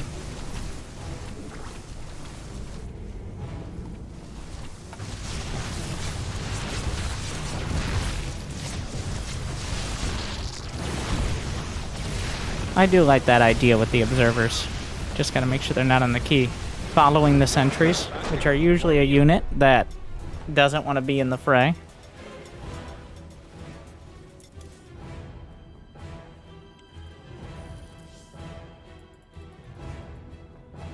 Were we able to stay there? Oh, God, it's still moving up so fast. Well, I mean, we're hitting all the points, though. Actually, it's been a convenient set so far, as we've hit every matchup with just like the basic middle of the road. I'm surprised at how little cheese there's been tonight. Well, the reason a lot of top players won't put the obs there is because they're box selecting their units constantly. Like, the following your sentries or other units with the obs is a very, like, it's a very Meta League move, because it assumes you're not going to be microing that part of the army more than, like, with one control group. But force fields were kind of over the top. Literally what we're doing right now is basic micro and ability use. So I think in these fights, like, basic micro, just getting sentries and landing storms, that is the edge. Honestly, all the way up through Diamond. 2 major abilities per fight is really where most players max out. And I struggle with more than that, too. Once you start adding in things like Blink Stalkers, Disruptors, Phoenixes, Void Ray Charge, the other, like, 40 other, well, almost every unit that Protoss has some sort of ability. So you kind of just got to choose. You always want a sentry. You always got to have a sentry. Guardian Shield, one of the best abilities in the game, and very undervalued. And then you have your kind of splash damage, whether it is Templar or Disruptors or Colossi. They each kind of... In fact, Colossi may be one of the only units that doesn't have an ability. Now that I think about it. Interesting. Do you think Guardian Shield is better used for sentries? Well, ideally you have both. If you have to, you just do Guardian Shield. But ideally you have 2 or 3 sentries, maybe 4. So that way you have the energy for Force Field. And at least, like, Guardian Shield does not stack. So, technically for most armies you only need 1. But at the same time, like, it might not cover the whole thing, and you might not always have the energy. Against Terran, there's a risk of EMP. Is it better to FF plus Storm than just Storm the Clump? Well, it depends. Like, Force Field is mostly should be used as a stiff arm, not to make Storm better. Force field is to funnel their army into choke points, so that way your usually smaller army, can fight or can accomplish whatever objective. It shouldn't be used as like a I'm trying to corral units thing. So I was just controlling 2 different control groups in that match. Honestly, the force fields were not very good, and I don't even know if they helped, really. But the idea is we were doing 2 different things. And still coming in well under 70, to be clear. I forgot to scout too early here.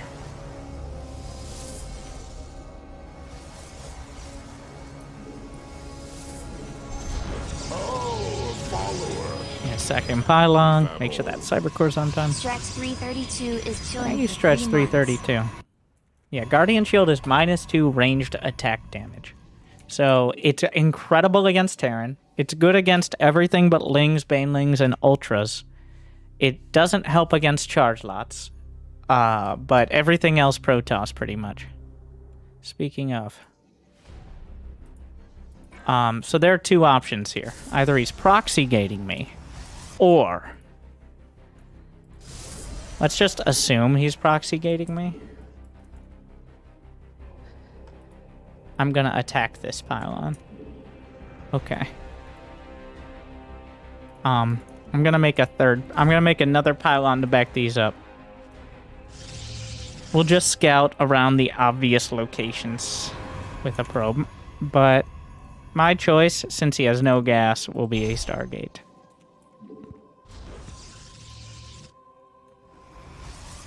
I'm gonna send 2 Adepts out. The 2 Adepts were in case it's Proxy Zealot, which it is. Okay. I'm just gonna put a pylon there. So here's what I'm gonna do. I'm gonna kill all his probes with my Adepts. And then I'm gonna have Adepts at home. And we're gonna be fine. Because he has no gas. So. We can put a gateway behind here.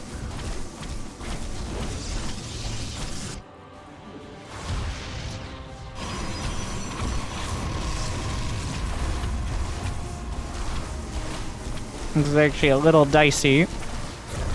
Cancel. Run away, Adepts. But with shield battery overcharged, we should be alright. Also, I pretty much killed his probes. Get a... Actually, an Oracle would be fine, too.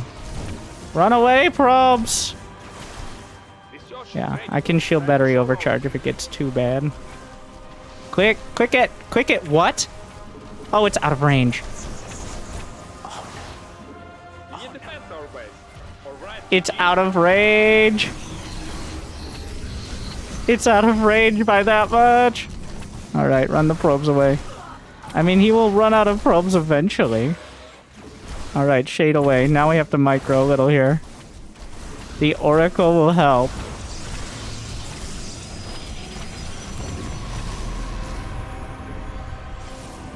I would like a Void Ray. Oh my god, it's so many Zealots. I got way too fancy. If I had just walled off and made Adepts and sent the Oracle across, I would have won the game. But instead... here we are. Run! Adept! Ooh. Shield battery overcharge.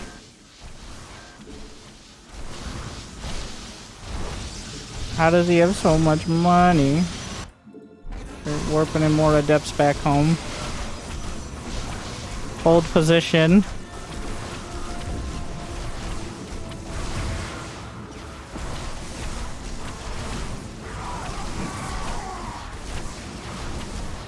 So the actual answer to this was to just wall off and have anything.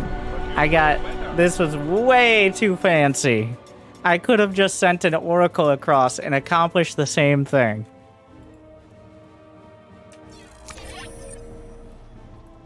But instead, here we are.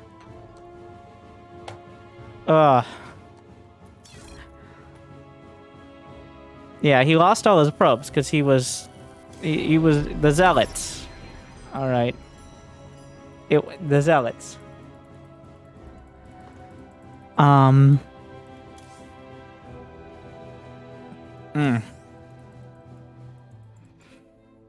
Yeah, still under. No, that's why the APMs are so misleading, though. Is because micro is really not that much. The reason why we see so many players, not that player, obviously, with hundreds of APM, is because they're doing poor, useless micro. But the real APM sync is just the building probes and pylons. Like, there's a baseline level. And then warping in units. Think about, let's say you're getting, with 3 full bases, you got about 3,000 minerals a minute of income. That's 30 zealots. Warping in 30 zealots a minute is 30 actions. Not including selecting the warp gates. Just warping in off the money you're making. So you're already at 30 actions if you're only warping in zealots at that point.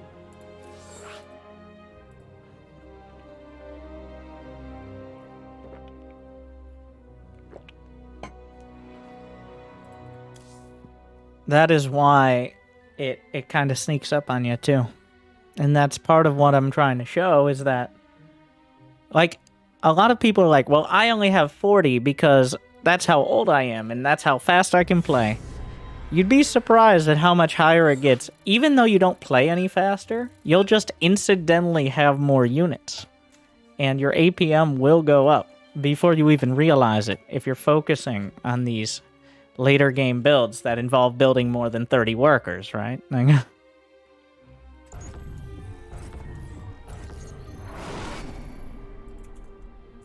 If you want win, That is something a lot of people don't realize until later on. Like, you get all the anecdotal commentary about, well, I got to X League with X APM.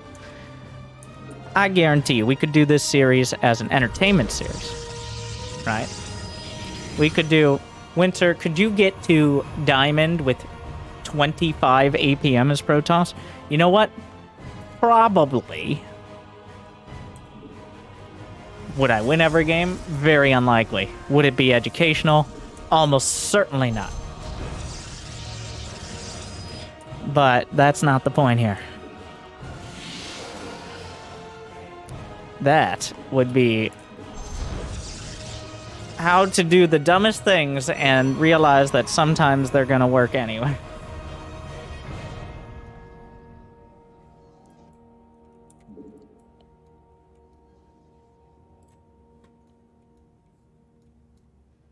Alright, so we're up against... He is Zerg, right? He does not have a base.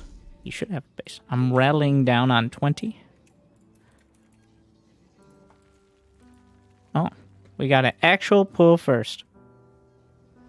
So, he doesn't have gas. This is important. He does not have gas.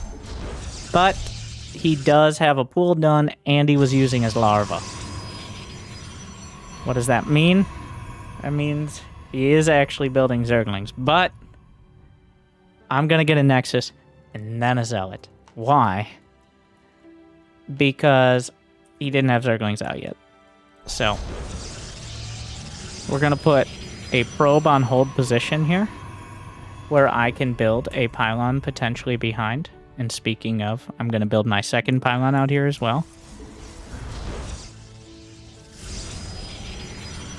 Chrono boost the Zealot. I'm still sticking with the Zealot. I'm not waiting for the Adept. I'd rather just have a Zealot. Adepts are a little more finicky.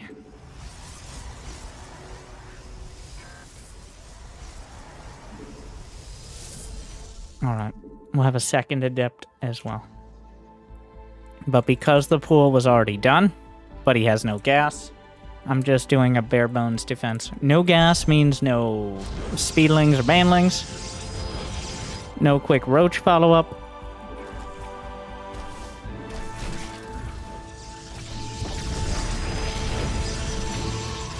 Though he does have drones, so...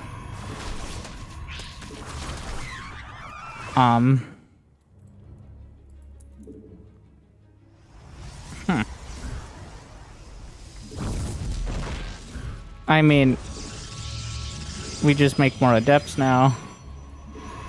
That's why we keep the probe near the wall, especially against early pull, so that way... Oh, there you go. And this is why walling off... This is why I say the reason so many Zergs hit a wall at Platinum, as opposed to the Terran and Protoss who usually hit a wall at Gold, is simply because they don't build one. This applies to both sides.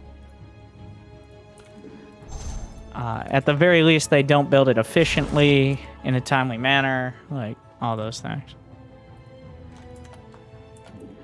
They don't build it correctly, and there's two gaps or something. Research is ready.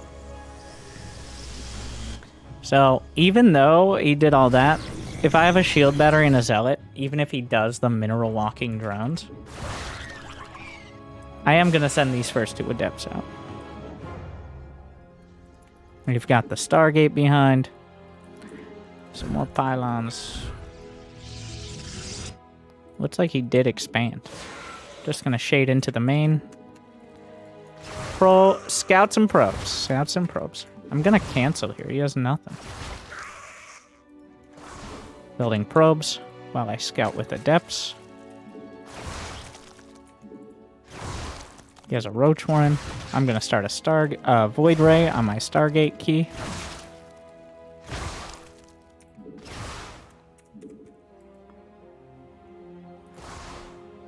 Alright, right click. And move on with my life. For the glory of Protoss, no mercy to the enemies.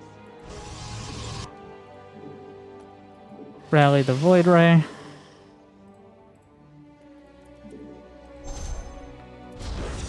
Get a Forge. Just in case.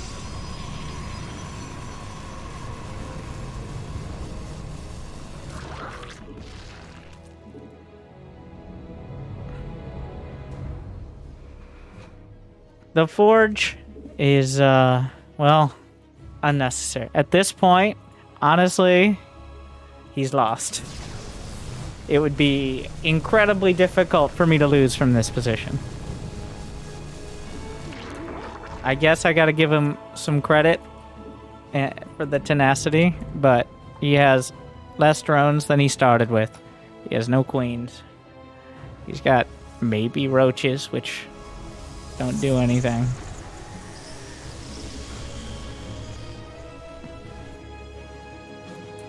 There's not much. Might as well get that third. 2 Void Rays should be enough. I'm just gonna keep building Void Rays, by the way. Scouts and probes.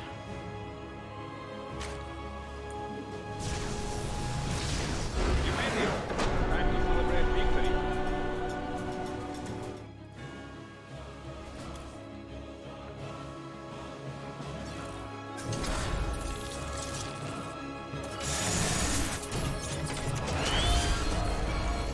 We made it.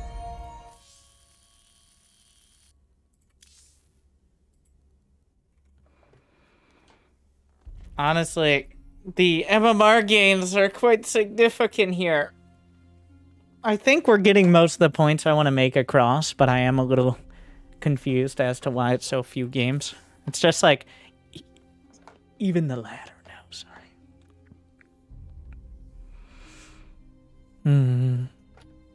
Yeah, silver to plat in less than 2 hours, which, honestly, at this point, I think this is just going to be a quicker episode.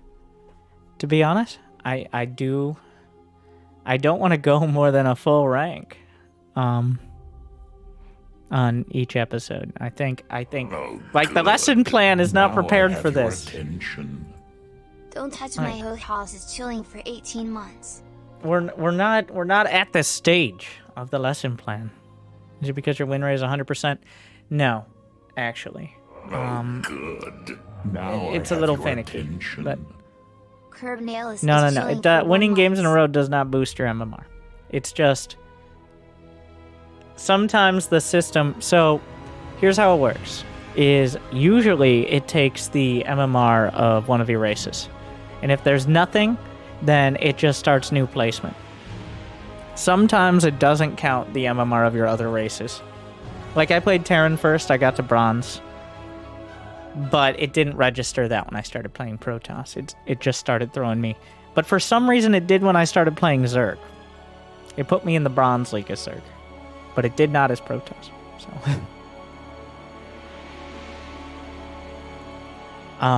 but I do want to cover, like, I actually, despite, you know what? Why am I saying despite? If I can get my point across in an hour and 50 minutes as opposed to 4 hours, isn't that better? Maybe not for people who want to use these episodes as background noise, but in general, Good. I think Now so. I Like, have your attention. Curb Nailus is now chilling.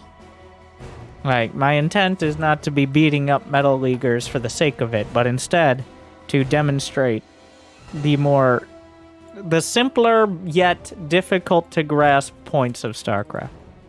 Like, it really is about just building more probes. Right up until it isn't. Stuff like that.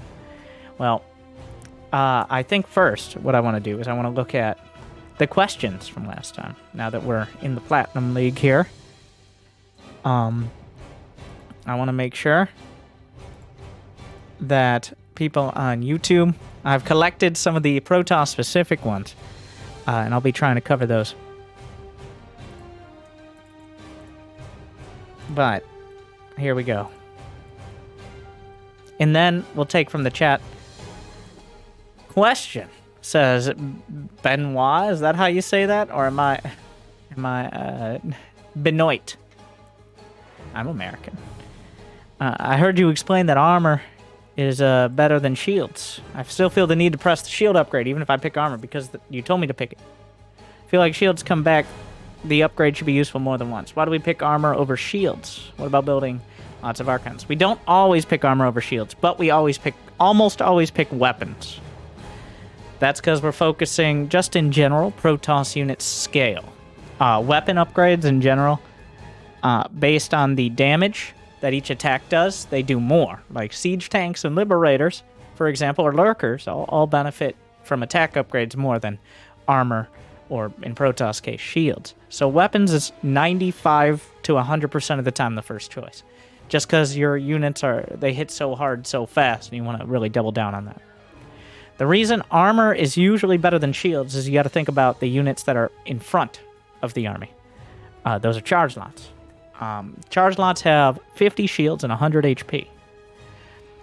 That 100 HP, that's double the amount of HP as you have shields. So it's unlikely you're going to get shields back and have that relevant in a fight. And since shields come back, health doesn't. So every point of armor reduces the amount of permanent health damage to your zealots, especially. Mostly your zealots. Immortals also have double the health that they do shields. Another unit that's for tanking. It's only your more fragile units, with the notable exception of Archons, that have as many shields or way more shield. Archons, on the other hand, as we explained today, I think, if you have more than 5 or 6 Archons by the time you're making a decision on that second upgrade, shields are fine. Like, I would get +1 shields over +3 armor, usually, in general. But it's because the armor upgrade benefits charge lots significantly, and that HP don't come back, is the key part. Usually, when shields are down, that unit is already at risk of dying. Like, there are not too many times where shields come back, especially at this level. So, but it is a good question and does take some explaining. Oh, another thing is the shield upgrades are just more expensive. That's because they also affect your buildings, which you might be like, aha! But buildings are not a good... that is why they're more expensive. They affect Stargate and all that, so it isn't as easy to get them either. The best way... This is not a question. This is a point that I think is worth pointing out. The best way, in my opinion, to keep observers from going out ahead of your army is to not use the select army hotkey, obviously, yeah. 2 is to have them follow units while not in the same hotkey. Immortals sentry, stuff like that. It works for me. Yeah, that is... it can work, for sure. I think that's better than having them just wander into Spore Crawlers, obviously. So that's a tip I think is worth trying. Immortals are a good choice for it. Thank you, William. I look forward to more tips. Usually I just siege up my observers and then unsiege, like surveillance mode, and then unsiege when the fight ends and move them forward, but that is a little more micro-intensive and is prone to error. Question. I've been trying your Immortals, Archons, and Charge slots from your previous low APM challenge, and I can't get out of silver. Well, I hope today helped. But, Alejandro, either I get all in too early or get countered maybe half the games. How can I improve? The first step is, are you maxing out within, let's say 12 minutes is a good target. Do you have at least 10, maybe 12 gateways in those 12 minutes with all the probes we're looking for? 80 probes. As we saw today, it's pretty easy to do, but you do have to keep an eye out early on.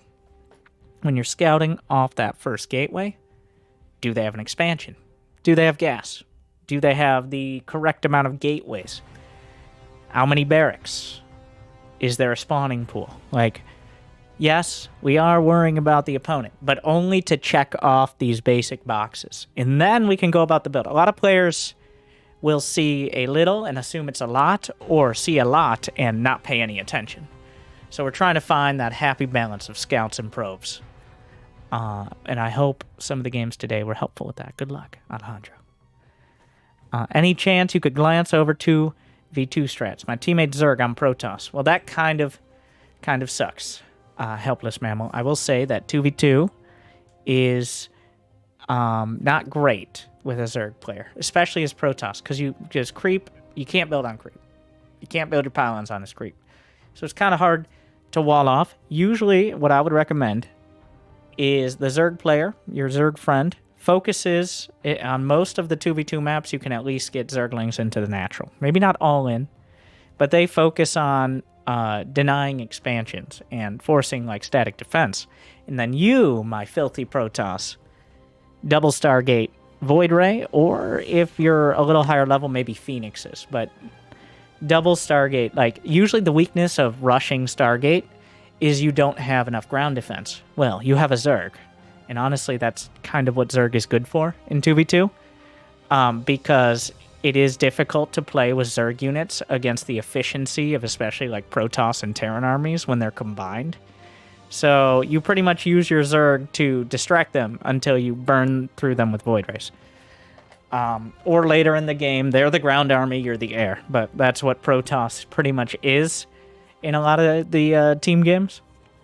Because Sky Toss gets even stronger if you don't have to build any ground units. Now, the gentleman and scholar Thickboy11. I don't think this is a question. It's more of a comment. After taking a break from playing SC2 and playing League for 2 years, I'm glad I can watch this Cydio hit gold and then get cheesed and not play ever again because Zerg OP. Thank you, Winter, for all that you do. Thank you, Thickboy, for the comment. Another comment from Andrew Featherston, which, how do you do? Taking control of your own replays is such a useful tool. I had no idea this existed and will save hours of practicing builds and strategies.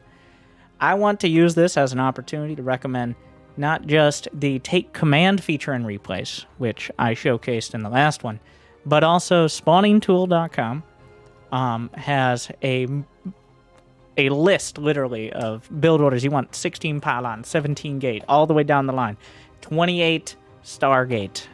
Gives you the supplies, the timings, a lot more copy-pastable stuff than I have here. So maybe something for you to test with that. On top of the fact, you can just go immediately into the replay and rewind and take command if you'd like to. So just thank you for pointing that out. And now that the YouTube normies have had their say, all right, to the Twitch chat. I think we're wrapping it up here. I don't want to go, I think we got the point across and we had a surprisingly diverse amount of games here.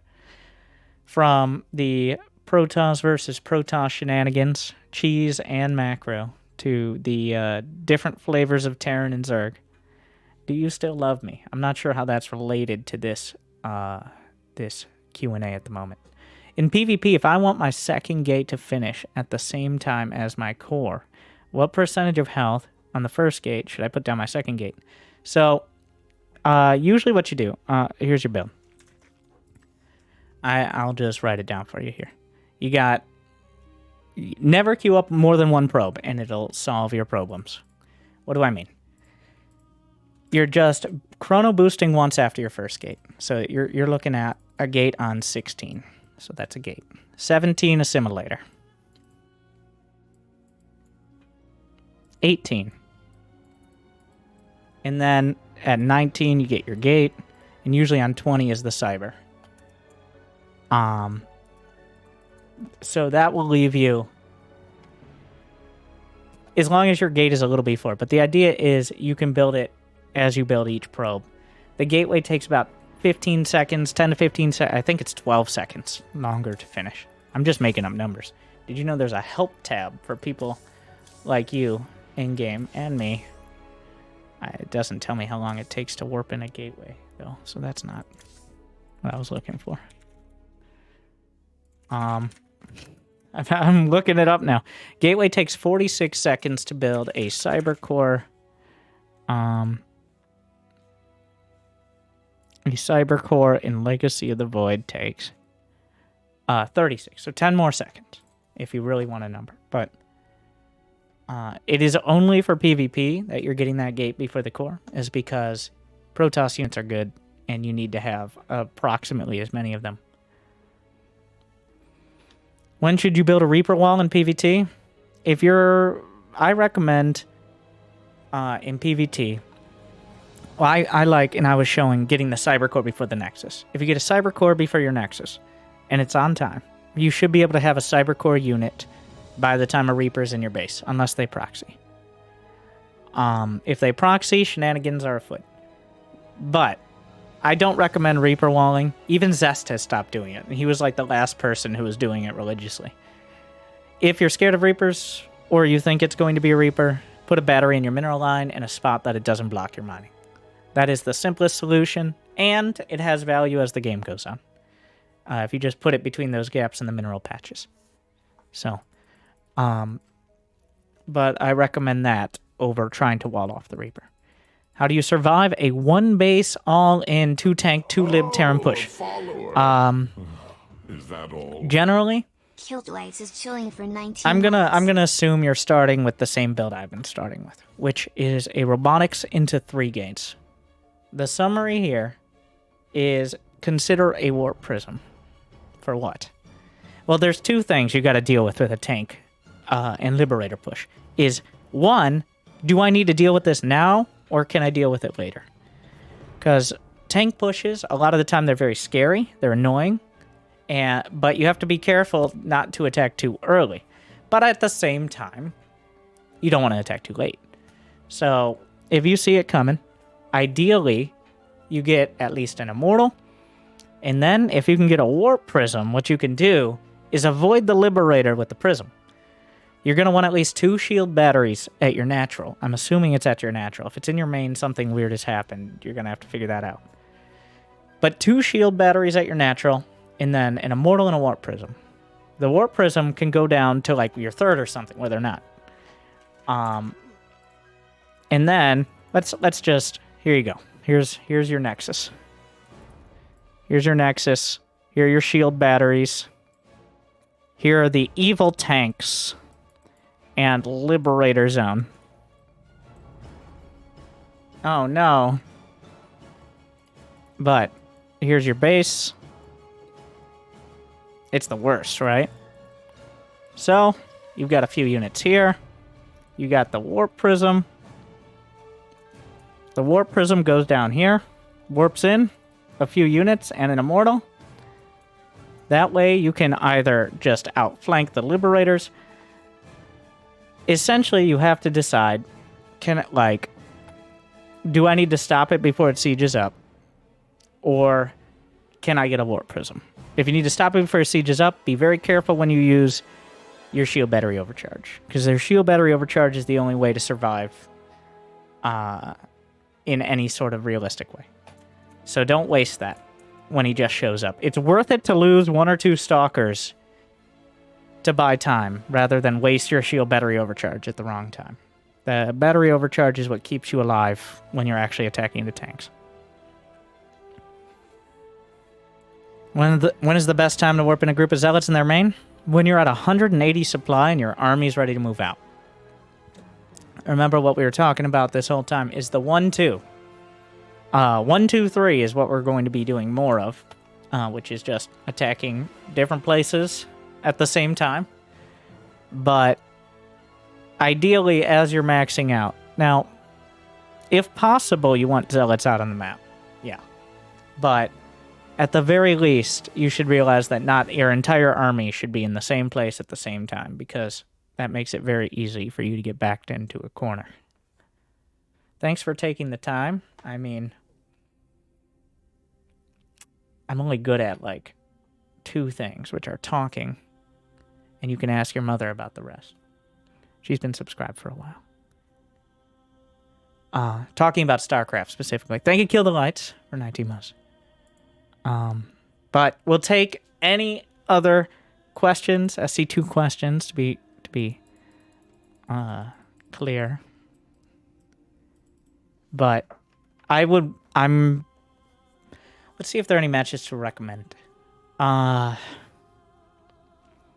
Showtime versus Hero Marine. If you're a Protoss player, the matches I recommend of the ones I cast recently, there's Showtime versus Hero Marine from an ESL Cup. I'm like, any Zest matches? No, that's not a good idea. Though, there is I don't know if it'll be released yet, but Zest versus Bunny is actually not something you should copy, but if you want to be inspired to play some filthy Protoss. How do you properly use 2 Adepts if the opposing toss isn't walled right? That is a couple things about Adepts, actually. That's a good question. Let me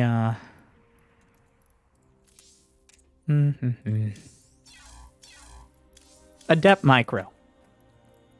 Almost every matchup you build an Adept early. So that's a good point. How do you micro 2 Adepts? How do you make them actually useful? There's a few little tricks, actually, that a lot of players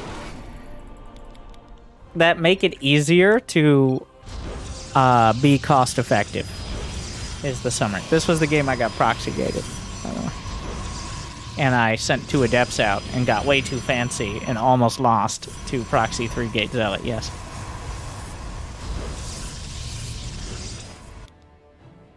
Alright, let's take over from me. So first things first. You can cancel a shade from either side. You can cancel the shade from the Adepts or from the shades. Has the same effect. Some people get locked into one or the other.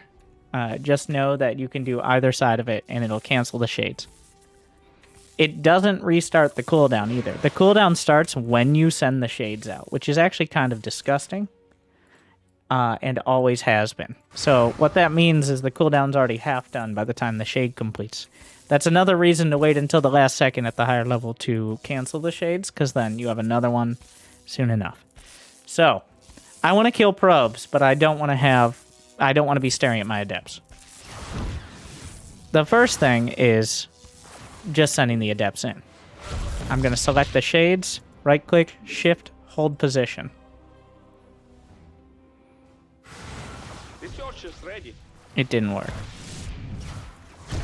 Oh, I need the hotkey. Alright, so the best way to get damage done with Adepts, so if they have a shield battery, you have to attack at the same time, because the shield battery will heal between. But the second best way to get damage done. Adepts are outranged by Marines, by Stalkers, even by Queens. What does that mean? That means when you hold position, like right here, and they A-click, you will still be hitting anything in range. Which is likely to be probes. Your Adepts will not go running to attack a Stalker. So, in a pinch, you can jam yourself in the mineral line and hold position. At the very least, you force them to run their workers away. So. But there's always... These are the little gaps I was talking about with shield batteries, by the way. I actually put this pylon in the wrong spot because it was a bit of a panic. But let's talk about, like, Reaper pylon. As well. You notice how all bases will have this. All bases will have this as well. All bases have a... There's literally a standardized set of minerals, and map makers use those standardized sets. That's why they... It's not by accident. It actually is the map makers handcrafting the minerals in a certain way. I mean, this is the standard layout, but there's a reason it's like this. So I would put a shield battery like there. Because even if I'm mining from this, like say I'm mining from this patch, it's really not slowing me down very much, and it covers most of my mineral line, including some of the gas. Some maps, so on some maps where the gas is like this, you might consider something there. Because the gas are on one side and they're further away. Most maps have the split gases, but we're getting kind of far into the weeds here. On getting someone... Have any advice on getting someone into the game? Co-op is cool and does teach you a lot of basic skills. Direct Strike isn't horrible for it either. And also, just a reminder, it takes 25 games before you're actually done with your placements. So you want to know how to skyrocket your APM and also protect your probes? This is... I learned this from Serral and Reynor. This trick they use. So, many of you know the drone drill trick. Alright, where you right-click. That's why these pocket patches exist. So that way against early rushes, especially Zerglings, though not Banelings, you can kind of stack your workers and you can do some micro tricks. But did you know if you hit the gather hotkey, alright, or the mine from this shit key, get over here. Oh my god. I think they have to return their minerals first. It's like, here's a trick. Immediately fails.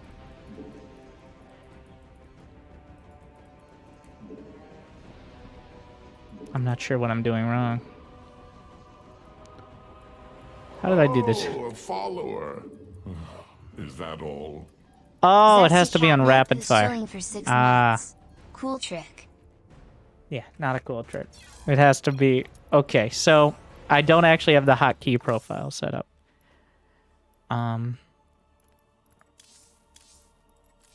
Let's do that. I have it on my main account. That's why I didn't notice. We'll just put it on the rapid fire hotkey. Here we go. Oh, good. Now I have your attention. Snow Python is chilling for 52 months. So,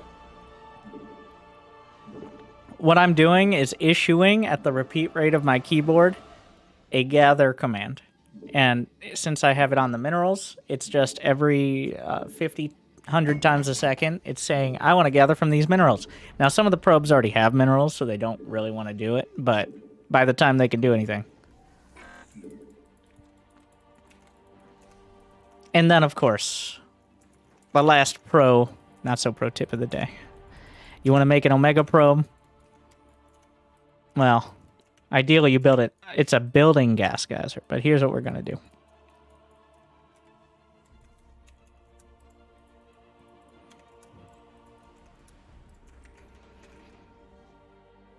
So, if I didn't have all those minerals in my teeth, or whatever passes for teeth, that wouldn't be so bad, but it would give it away less.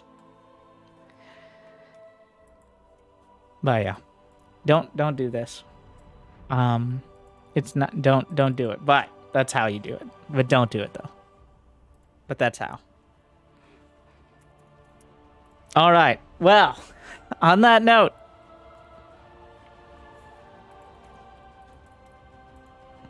oh yeah, on that note, I said that was just one of my White Raw stories. And I unfortunately don't have as many White Raw stories as like I haven't met him that many times. But another White Raw story is I was at Gamescom for IEM. Not IEM. Gamescom is its own event with myself and Loco showing off the co-op commanders. Anyways, we're at some sort of dinner or party or something, such as it is, afterwards. And White Rock comes up to me and says, "Can I get a picture?" And that made most of my life. Because he's like, I like watching your stream, man, when I can, but it's not good time. Like, because obviously, as I told the story at the start, we've met before. But like the fact that White Rock came and asked me for a picture, I mean, that's just what he does with everyone. I think I saw him do it too, like people who are fans of him that he knew wanted a picture and stuff. He just comes up to them and he's like, "Can I have your phone?" Like, this is the before times, remember? "Can I have your phone? You want a picture?" But yeah, that's the kind of guy he is. So, a very good time. So that's the wholesome side of Protoss. When you spend less APM in winning games, you can spend more in having a heart. You should try it, Terrence. Well, with that, thank you guys for watching. I hope you enjoyed. Like, subscribe, make sure to leave your questions. I like answering them, and your comments. Some of them are quite good. Some of them are also exist. Thank you for watching. Good luck, have fun. I hope I made your day and your games a little bit better. See you next time on the Low APM Challenge. Stay chill.